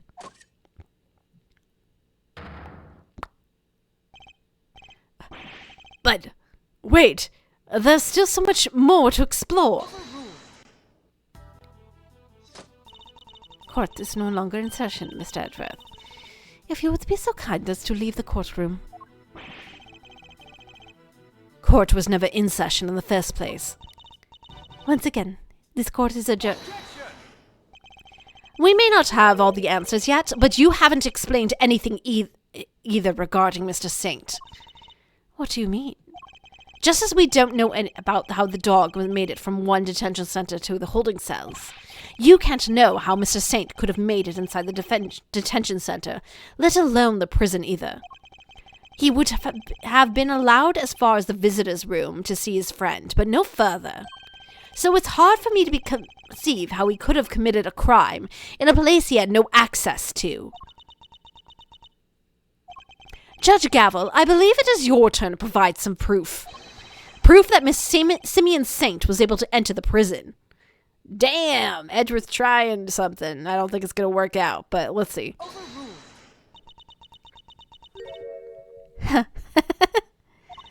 You wish for the court to provide you with proof. Highly irregular, but well. What? They actually have something. Now seems like a good time as any. And I suppose you have been kind enough to share your own theories on the case. What's she building up to here? Mr. Edgeworth, I suspect you don't know what Mr. Saint does for a living. Allow me to fill you in. He is a circus performer. Oh no. What? Yes, perhaps you've heard of the very big circus.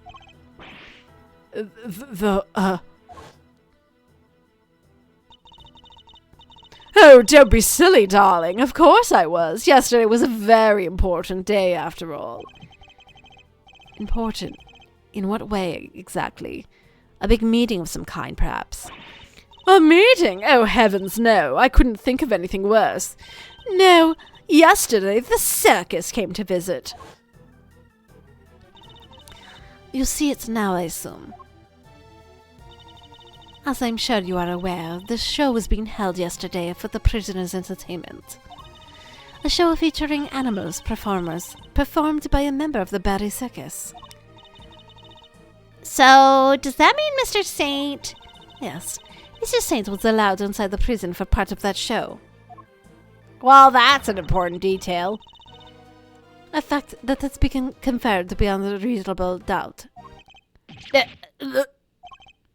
She held on to that fact until the last possible moment. She let me run my own theory, and only afterwards did she use it to reveal the truth. Sorry, was peeling an apple. Oh, yes. Did you think we were just going to hear a little about the circus? Yo! Hey, Donnie! It'd be a town, baby! Back from 13-hour drive. A 13-hour drive? Why you drive so long? Oh, were you driving to visit family for Thanksgiving? Or something else? Wait.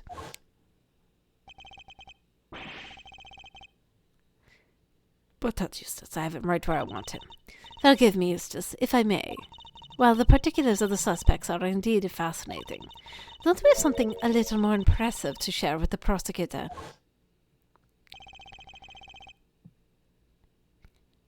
That must be why she steered him onto a different topic back then, too.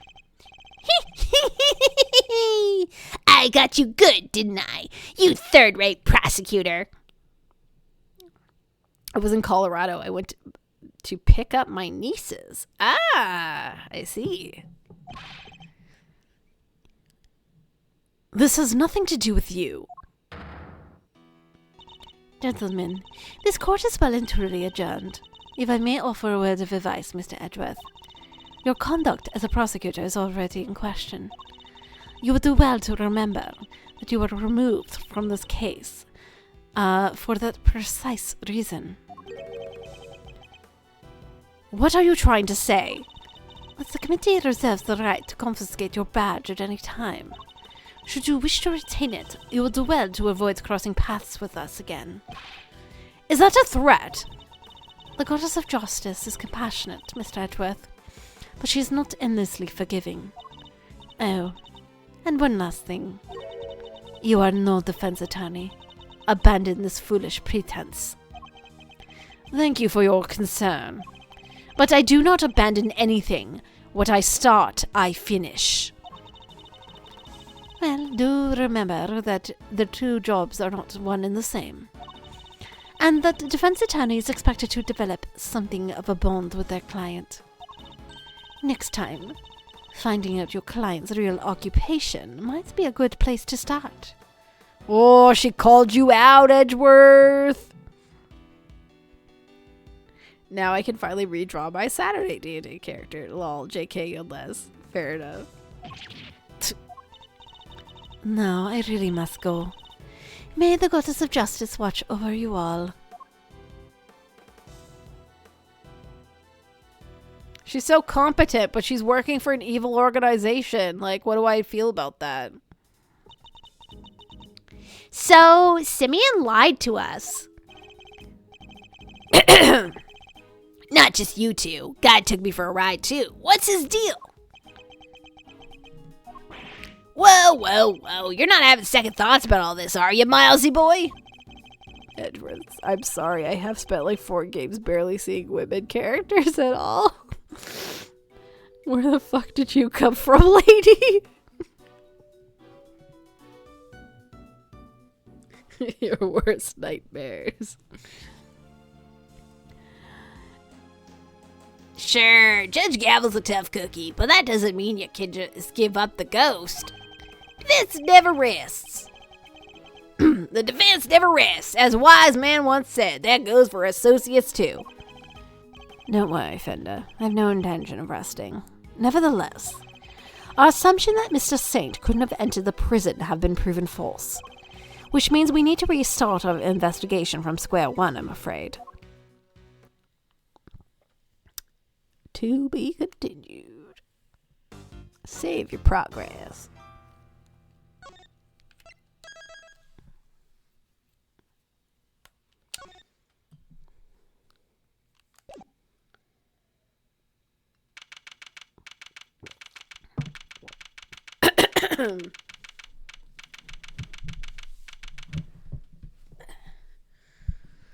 Oh, I'm not ready. Okay.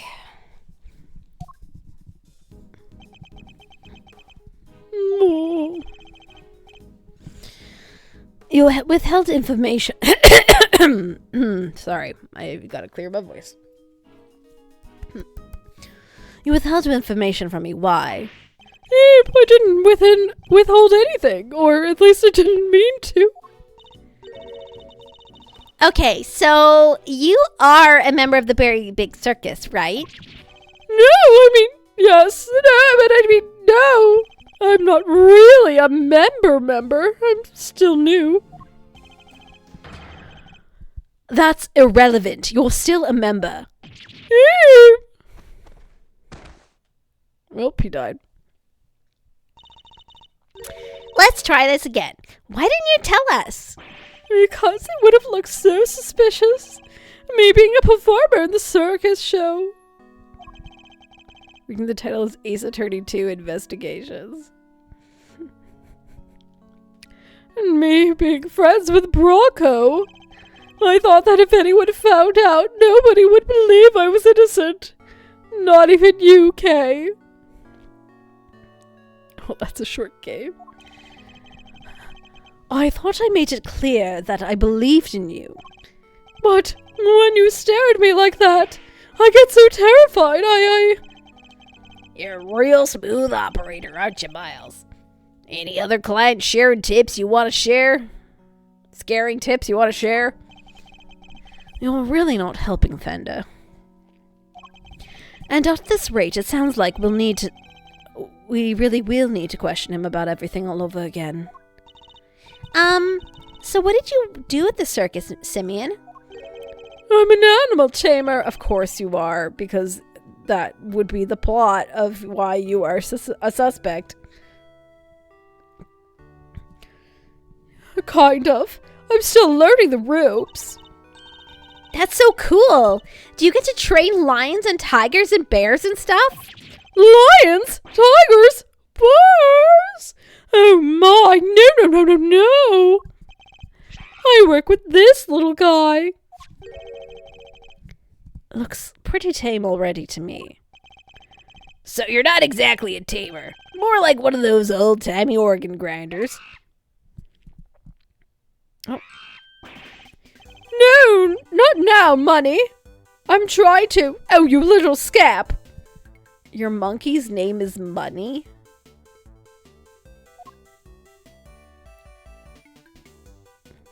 Oh, okay. Sure.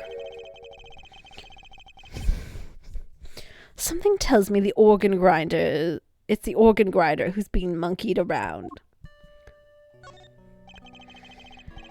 When we first spoke to you before, you said you'd worked at a company. I was telling the truth. The circus really is a company. We all have titles and everything. The ringmaster's the CEO, and I guess you'd call me a gopher. I even have a line manager. She's the head of the animal taming department. It's part of the showbiz division. Money is reoccurring from Justice for All. He likes to take shiny things. Oh, was he? I'll be real with you. I didn't catch a lot of the Barry Circus case. Not that I was trying to avoid that case or anything, but...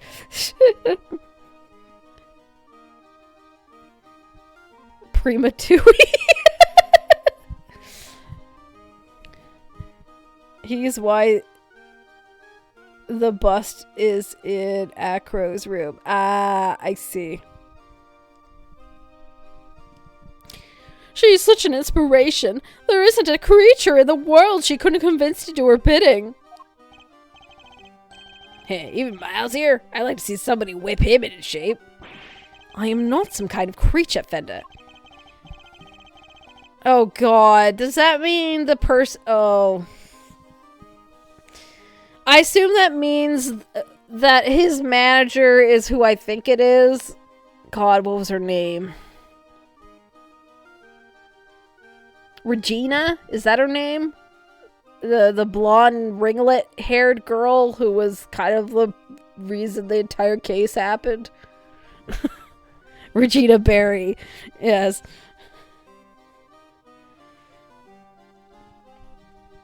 So this line manager, she was working with you on the show? Yes. It was just the two of us. It wasn't that big a job compared to what we normally do. She's usually the one performing on stage. I just do all the monkey work. But I did have a big part this time. So the only two members of the circus are relevant to this case. Look, would you rather it have been fucking Mo the Clown? No, I'm glad it isn't Mo the Clown. Alright, talk to me about your movements here in the facility. Sure. I came here to see Bronco at around noon 2 days ago. And that's when you brought him the chess set. Yes. And that same evening I started work on setting up the stage in the yard. It was so hard. I had to haul everything up in myself over multiple trips. They let us use one of the workshops in the prison for storage. Workshop A, I think. Workshop A, where the knight's body was found. You mean your boss didn't help you? Oh no, I could never ask her to schlep all that stuff around. Like I said, the monkey's work is my job. Once it was all set up, we did a run-through, and it must have been, midnight by the time I left. The next morning I was back and ready for the show, which started at 8 a.m. Then we performed till 10. So Mr. Singh was the only one of the pair to have entered the room where the body was found. This chat is so anime-plied. I read that as Moe the clown.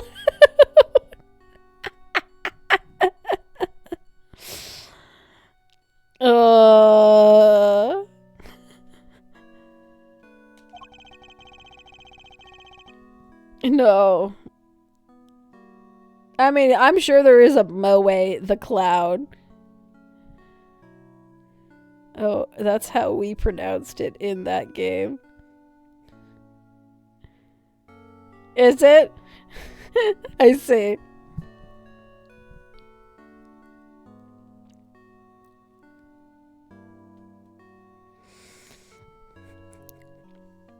I subconsciously absorbed it. I have him as an uwu clown voice. I mean, gave and have him is still accurate, more or less. Knight's body was found immediately after the show. Reason for the arrest. Do you have any idea why you were arrested? And why so quickly? I've never seen a guy get booked so fast. Surely even Little Winter wouldn't just put somebody on a hunch. I never underestimate the power of an underdeveloped intellect. I think I might know why. When I was moving all that stuff, I went to go see how he was doing. Bronco, I mean. You went to the holding cells on your own. Tell me you had permission. No, it wasn't a formal visit or anything. I just sort of snuck over and hoped no one would stop me. Oh my god, dude. No wonder you got accused. That's what you give him that voice. But you just seen him earlier that same day. Why take the risk? I've known him since we were kids. When both of us were all alone. He doesn't have any family, you see, just like me. I knew he'd be feeling lonely, that he'd want somebody to talk to, so I had to go see him. You don't have any family. For a while I had my dad, but he passed away when I was a little kid. Losing one's father as a child. I know that pain all too well. Uh-oh. We're learning too much about this dude. I think he's going to be more important than I originally thought.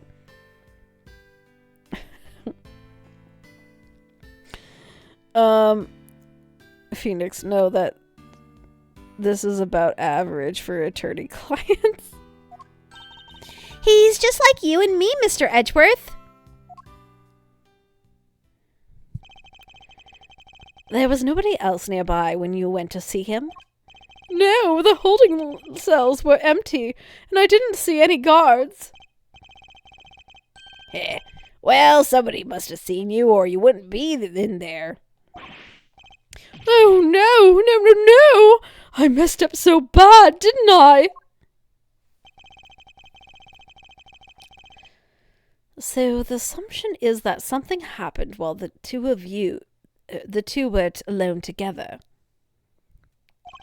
At least, I imagine that would be Winner and Judge Gavel's thinking. Sometimes I wonder how these pastiche characters function at all. I mean, I remember I've met people this ridiculous IRL.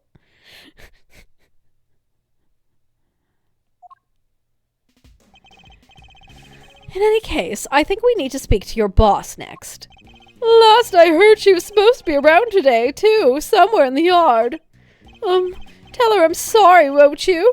I'm so sorry. I can't believe I let this happen. Sure thing, Simeon. We're here for you. If there's anything else we can do for you, just say the word. But, I mean, that is... There's nothing I can do for you to... there's nothing I can do for you in return. You don't have to worry about that. We're friends. We know what it's like to be in your shoes. We're all part of the same club, after all. Right, Mr. Edgeworth? Unfortunately, so I'm afraid. Thank you for sharing such personal details with us. By the sounds of it, you had little reason to kill Knight. If anything, you're the most affected by his passing. And what more, I simply don't believe a person as gentle as you is capable of murder. Rest assured, we believe you, and we'll get you out of here. That is... Okay. I said this last time. It's just my favorite animation. I don't know why. It's just the little, like, smarmy clap is the best. Well, what do we have here? A gosh darn defense attorney, that's what. Bravo, big guy. Can't believe I'm saying it, but you reminded me of your old man for a moment there. I did. The finger tap clap, yeah. From the Book of Gregory. An attorney is a friend to the friendless. Simeon B. Bucko, this guy'll suffer any hardship for your friendship. Things are gonna be shiply amazing. I didn't realize Talk Like a Pirate Day had come early this year, Fender. But that's just the thing. You never know when a pirate will strike it next. Anyway, kid, you want some candy? No thanks, I don't like sweet stuff. Oh, huh? Bummer. I wouldn't mind a nice ship myself. A great thief's galleon for the dread pirate K. Yar, me hearties! We'll sail the seven seas together and claim the greatest treasure of all, the truth. Or like Eddie and Gavel to come back in another Ace Attorney game. They seem like good characters, and that would be a nice little homage if they let them come back. For like maybe like a really serious case, we actually get Gavel as the judge. That would be nice. That would be cool. Kay wants to be a ninja pirate. How fucking dare. Shiver me timbers, you two will be the death of me. Okay, Edgeworth. Come on, let's set sail for the prison yard. But no sea shanties on the way, please. But sea shanties are so fun! Is this the game? Is this game single? Because I'm willing to date it with that reference. Look, the shutter's open! That's the way out to the yard, I believe. Let's go take a look. Come on, what are you waiting for? Someone's excited.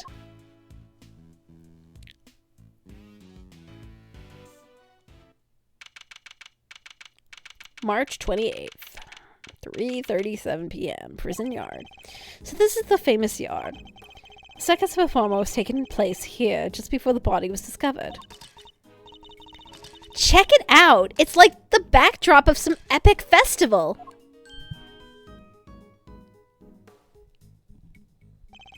Talk Like a Pirate Day's upper crust of internet strata. Fair enough. Most of the prisoners were assembled here when the body was discovered, which means that anyone who saw the show has to have an alibi. Okay. But isn't the implication that Simeon was in the show?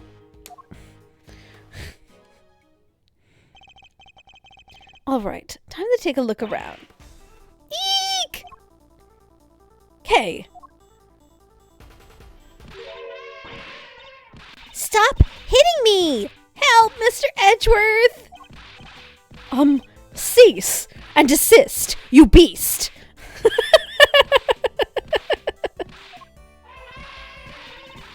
Ah! Somebody, ouch, help, ow, me! Stay, Ezel, stay! Who's that?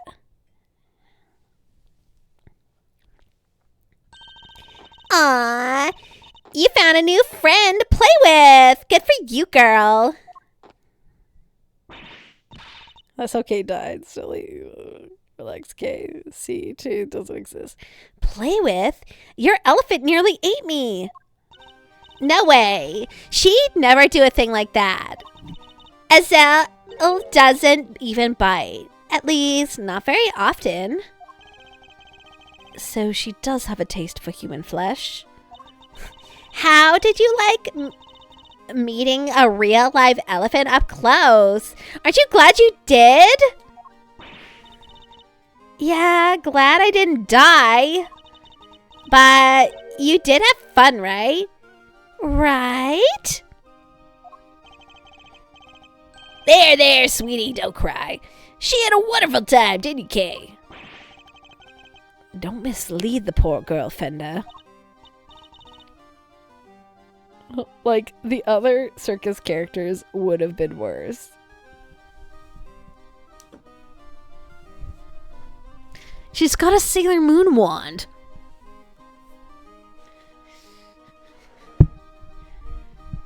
Look, I appreciate that they chose Regina because I can just pull out my Valley Girl and just do that, so. She did? Oh, I'm so happy. Here, let me make it up to you. How about a hug? Keep your trunk to yourself. Another new friend. Isn't this just the best day ever? Fender, no. I'm an associate defense attorney, Miles Edgeworth. Regina has a problem with handsy older men. Oh my gosh, I'm so sorry. I haven't introduced myself. I'm Regina. So nice to meet you. I'm Kay, great thief extraordinaire, and Mr. Associate Defense Attorney is great associate. This self-introduction brought to you by the word convoluted. And your elephant's newest friend is Mr. Fender, the defense attorney. Oh, she's not just any elephant. That's Azelle, the Asian elephant. Azelle stopped the second you told her to. You really have a way with animals, Regina. Oh my god, what did I walk back in on? Oh god, she's a city. She's a city in Saskatchewan. The circus case never left Dottie. It was waiting. Always waiting.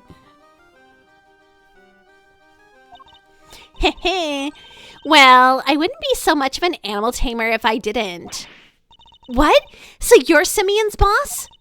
That's right. Regina Berry, head animal tamer, department, showbiz, division, Berry Circus. It's so lovely to meet you. Pleasure's all ours, mademoiselle. Name's Eddie Fender, and I'm a bit of an ace attorney. So much for whipping me into shape. Yes. Yes, she's perfect. What are you muttering about to yourself, Kay? That positivity, that charisma, that energy. Regina, you'd make a perfect partner in crime for the great thief Yatagarasu. Oh no.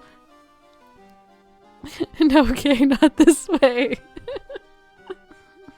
Guess it could be worse. Dr. Hottie could be here. No, Kay, you're supposed to form a trio with Trucy and Emma.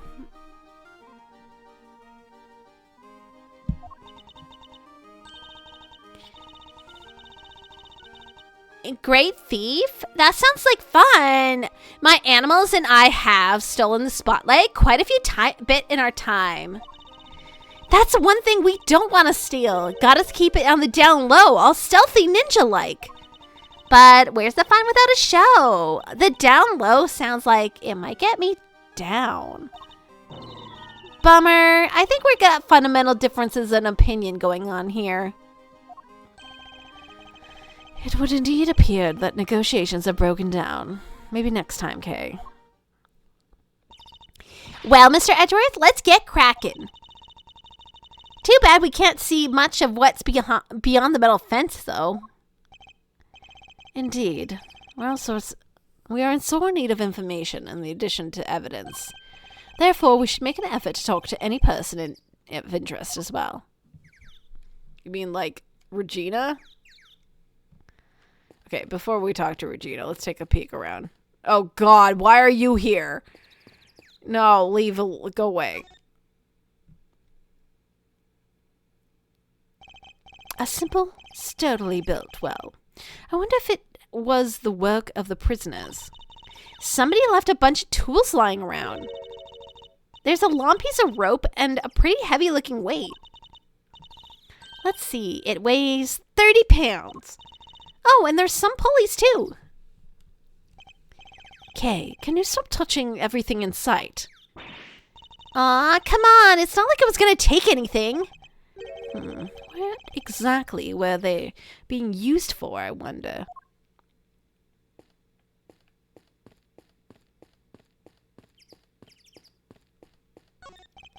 This must be the stage for the show. Do you think that people would be interested in the Great Thieving Show? I'm sure the police would be very eager to attend.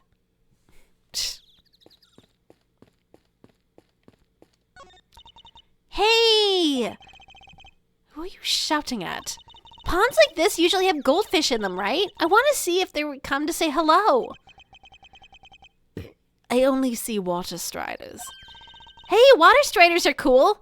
They could walk on walls like ninjas. Whoosh, whoosh.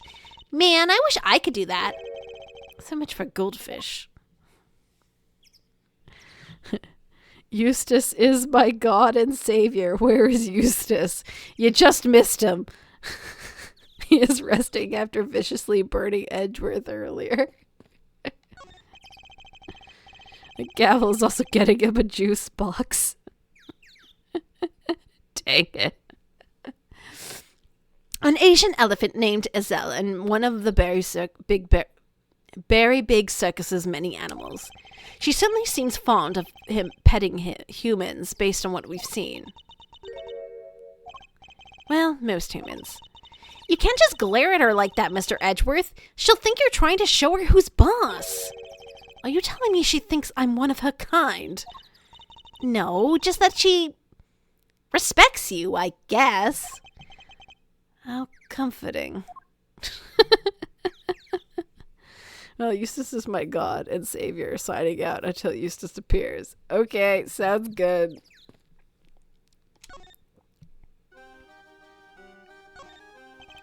If you're the head of the animal taming department, you must be Mr. Saint's boss. That's right. My dad founded the Berry Circus, but he passed away. He was murdered. I'm so sorry to hear that. But we have a new ringmaster now, and he's made the circus bigger and better than ever.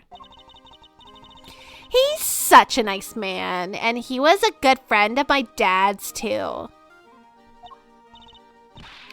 Wow, that's great. Lucky you.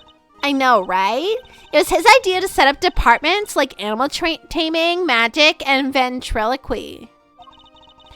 Only animal taming and ventriloquy have more than one person right now. But the Berry Circus is getting bigger and better day by day. That's real dedication to a single joke. Sounds like you guys are really going places. They're getting on well. I'll leave them to it.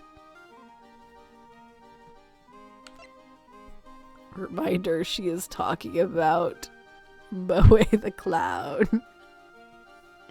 Ooh-woo? I guess I could have gone uwu with Regina as well, but Valley Girl's a little easier on my voice, I think. Can you tell me about the show? Oh, it's a wonderful thing. It even has a story. And not just any story, it's a love story. Isn't that dreamy? Sounds like a real riot. So, who's the star of the show? Let me guess. You? No, silly, that would be Azelle. And she falls in love with none other than Regent the Tiger. It's a heart-rending saga of forbidden interspecies romance. Oh dear. After 1 to 2 Canis and winners, that's the right choice. Less uwu and more uwode. Oh god, she's also a furry. Whoa, Nelly. I've heard odd couples, but that takes a biscuit. And to be fair, Fender is not particularly easy on the voice, but he doesn't do a lot of talking in a row, so it's fine. And that's not all. There's a love triangle, too. It's so romantic. That sounds pretty incredible, huh, Mr. Edgeworth? So the elephant is the heroine. I suppose there's a first time for everything. And who's the third wheel? Oh, that would be the big old meanie who tries to tear our star-crossed lovers apart. Oh, what animal do you think that is, Mr. Edgeworth? Given that it's a circus, perhaps a lion. I think a raven would be cool, like the Yatagarasu. Girl, get no more than one animal. Nope, it's a sneaky monkey. That certainly lowered the stakes. Oh, you mean money, right? Nope, again. The role of the monkey is played by Simeon. Okay, sure, why not? Money's far too small to play against Azelle and Regent, silly.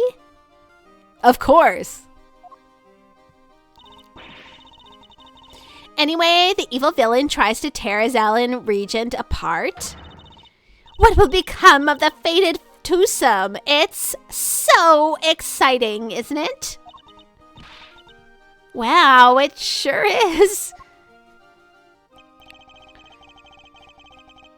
So, Mr. Saint is more than just a little helper he claims to be. Poor Simeon. It'd be terrible if he couldn't perform with us anymore. I don't know what level of messed up sex play Regina is putting into, but the Berry Circus is a catastrophe. Can you tell me more about how you set things up for the performance? That's not really my area. Simeon took care of all the lifting and carrying. He's such a sweetie. He offered to do everything by telling me to concentrate on the show. I did see him doing something near that well, though. A well, I recall seeing one behind the stage. I should examine it in more detail. You should have seen him moving those huge cages around all by himself. He's a total hero. Yeah, sounds like something he would do. Weeping all the while. He was going back and forth between the yard here and some sort of workshop with all the equipment. The prison gave us a special permission to use it for storage. But he was the only one who went down there, so I don't know much more than that. The workshop must be the one where Knight's body was found. I guess this confirms that Mr. Saint was the only performer to have gone into Workshop A. Well, this sucks. All we're getting is information that works against us. You have to help Simeon, Mr. Attorney. We're all counting on you. Just leave it to us. He may not look it, but Mr. Edgeworth knows how to get things done. What exactly is he may not look it supposed to mean?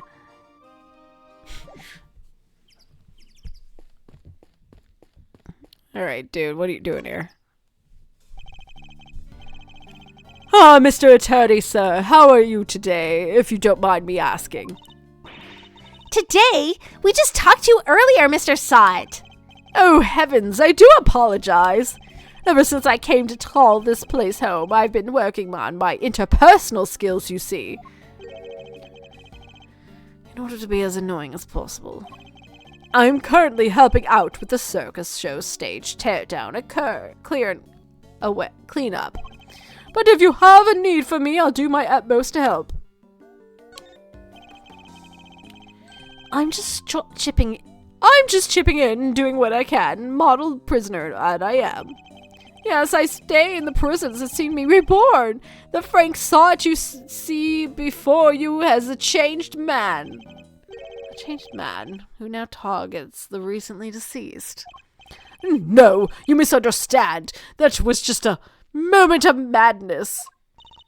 A moment of madness? Ugh, you're a disgrace to all thieves everywhere. You're right, of course. I can't deny it.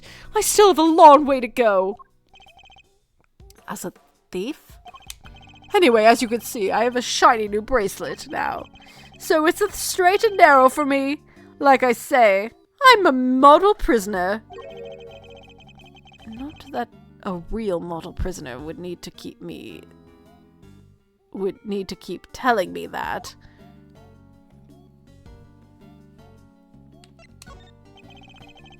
I'm doing everything I can to prepare for my eventual return to society. Yeah, you even skipped the show and to focus on your training, didn't you? That's right. Only 2 inmates were absent, Sawt and Canis. Why didn't you tell us about Mr. Canis sooner? Also, you know Sawt sucks because he doesn't even have an animal. Like, all the other prisoners have an animal companion. Even the murderers who, like, did some real serious shit. But Sawt, I mean, he did murder someone too, I will grant you. But, like, every other person in prison had an animal friend. Look, I don't think there's an inmate in this prison who'd talk about him if they didn't have to. I mean, sure, it has an extinct animal on it. I mean, yes. Which is some depressing ludonarrative subtlety. You could say he's a real one in charge around here. You didn't hear it from me, but well, I guess it comes from being the fixer. The fixer? Yes, anything you need, he can get it for you. How does he get away with it? I'm not sure, but he's the only one who does. I heard he has a secret way of getting things into the facility. I imagine being the fixer affords Canis certain privileges. Not that I've concerned myself with such things anymore, of course. I'm far more interested in perfecting my mud pack application technique. And what are these mud packs exactly? A special type of mud treatment, rich with minerals. It works wonders to their coats. I've been practicing on animals here in the prison. I hope to treat them all eventually. Speaking of mud, that reminds me of a certain piece of evidence. Maybe I should present it to him. Speaking of mud... The glove? Yeah, okay. That rubber glove I dropped! Would you care to explain why it's so dirty? Of course! That mud from one of the pet treatments I've been practicing. I was giving one of the animals a mud pack right when the incident happened. I see. Around what time would this have been? Let's see. The show had already started, so around 9 a.m. perhaps. Saw Ralph Ineson in the new Fantastic Four movie the other day, and suddenly I'm seeing him everywhere again. He's a very specific frequency illusion. It's fair. Not that I hadn't seen him in other things, but like now Ralph Ineson is just the voice of Sid from 16, and that's what I know him as, so...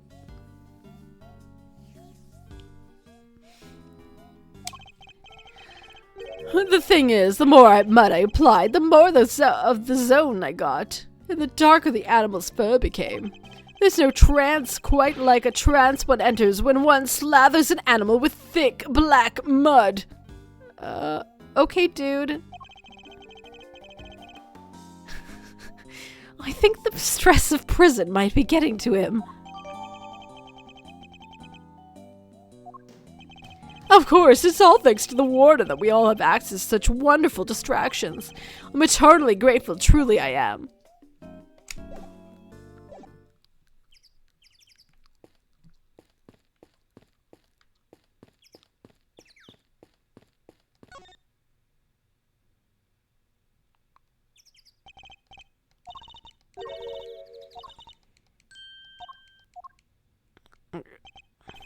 Okay, can you stop touching everything in sight? Aw, come on. It's not like I was going to take anything. What exactly were they being used for, I wonder?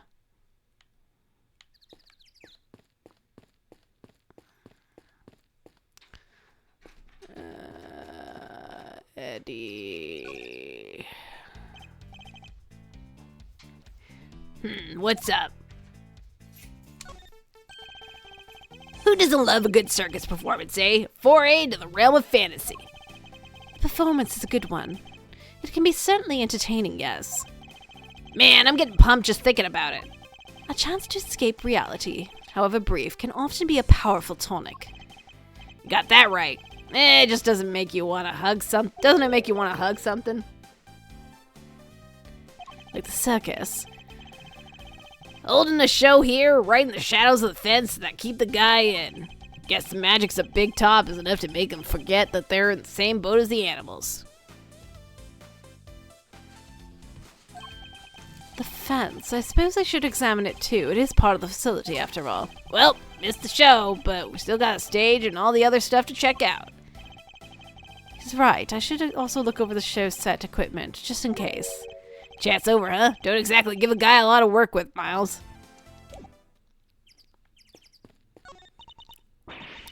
Danger! High voltage! I never saw one of these in real life. Hey, that must be the fabulous garden outside the warden's office over there.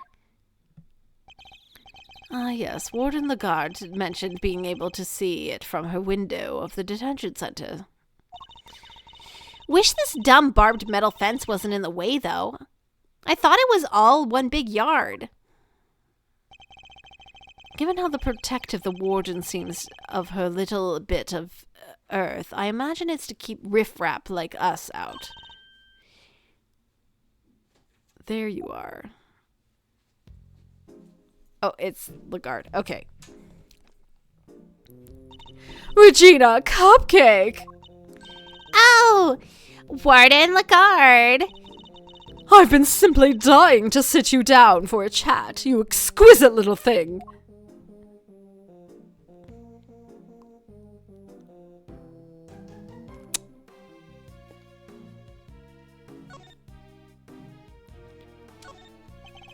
Do you mind if I ask a little about the prison? Oh, not at all. This place is my pride and joy, my home. Sure, it was a prison when I first arrived, and it was awful, an utter disgrace. Awful. I suppose you mean the prisoners were unruly. I most certainly do not. They're angels, every one of them, and they'll always have been. No, it was the ambiance that was awful. I fretted, I brooded, and then it hit me. Animals! If anyone could brighten the place up, it was them. It's nice having them around. Isn't it just? And now look at my fabulous little family. Why, my darling Frankie is the very picture of rehabilitation. Except when he's rifling through dead men's pockets.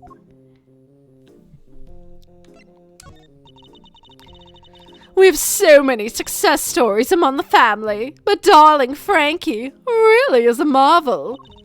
He's thrown himself in his vocational training and is always the first to volunteer for everything. What? And your other model prisoners don't do that? Oh, of course they do, my dear. Of course. They're all such triers, such doers. You know what? As much as I judge this prison for being objectively bad at its intended purpose, it's just that Frankie, let's just say he knows what's good for him. I too would sacrifice quality and efficiency to have a bunch of animals at my job. I know, right? What exactly does she mean by that? Anyway, he's a very good boy, so do try to be nice to him, won't you? Loud, soaring music, great leaping animals. The Big Berry Circus truly has it all. And everybody who comes here gets to see it once a month. Really? In that case, let me see. She'd better not be thinking of something to confess to. This monthly show, is it always performed by the Berry Circus? But of course, sweetie. I'm Regina's biggest fan. That girl's my little princess, my superstar. She's so wonderfully talented. Yes, she is. Yes, she is. Oh, okay, on the mouth, sure. And she's so adorable, so sweet. I could just gobble her right up. You're not lying when you say you're her biggest fan, huh? Which is why I'm so worried about her. So worried. It's all because of poor Simeon, you see. If he's found guilty, why, darling Regina will be devastated. So you simply must make sure that doesn't happen, Mr. Lawyer. Please, I'm begging you. If there's anything I can do to help you clear up this awful misunderstanding, you let me know. Regina, darling, you put on the most splendid show for us yet again. The stage, and you in particular, my princess. It was simply divine. That's so nice of you. I hope everybody else who watched enjoyed it too.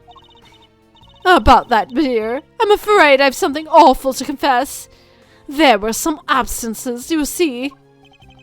She must have been Canis and saw it. There were 3 members short. Unbelievable, you know. How will you ever forgive me? I'm sorry, but you're saying that 3 inmates didn't attend the show. That's right, sweetie. I counted the seats myself. 1, 2, 3 no-shows. And I always make sure there's enough seats for everybody. But Mr. Edgeworth, that's not right, is it? Indeed. As far as we were aware, Mr. Canis and Mr. Sott were the only 2 not present. This doesn't add up. Regina, Barry, 100 feet or further from sex offenders. Challenge impossible.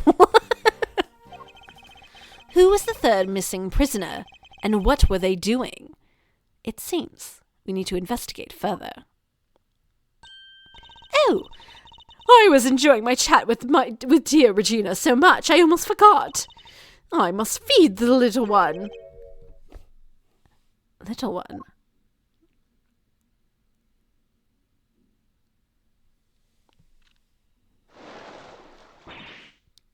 Yikes! Oh, okay, sure. Where were you hiding? In that tiny pond? Alligator! You're looking absolutely adorable as always, Allie, my sweet. Oh, this is Allie. As an alligator, I understand. Aww. She's so pretty. And what a cute name. Yes, Allie the alligator. Isn't she darling? She's my favorite. Aren't you? Yes, you are. I'm so jealous. Can I pet her? Of course, princess. Of course. Ellie has that Vex tech from Critical Role. Of course.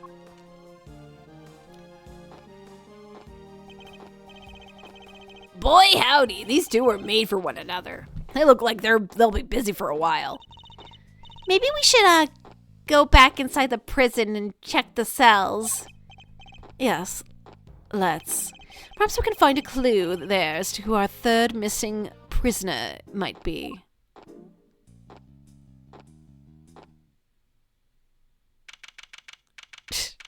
Okay. We're going to stop here because it is after 10 now.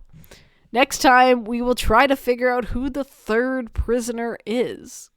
But we have made some progress. And my voice is not completely dead. It's getting there, though. I can feel it. All right, friends. Thanks for joining me. I will see you next time. Sleep well and have a good Thanksgiving for those of you who are celebrating.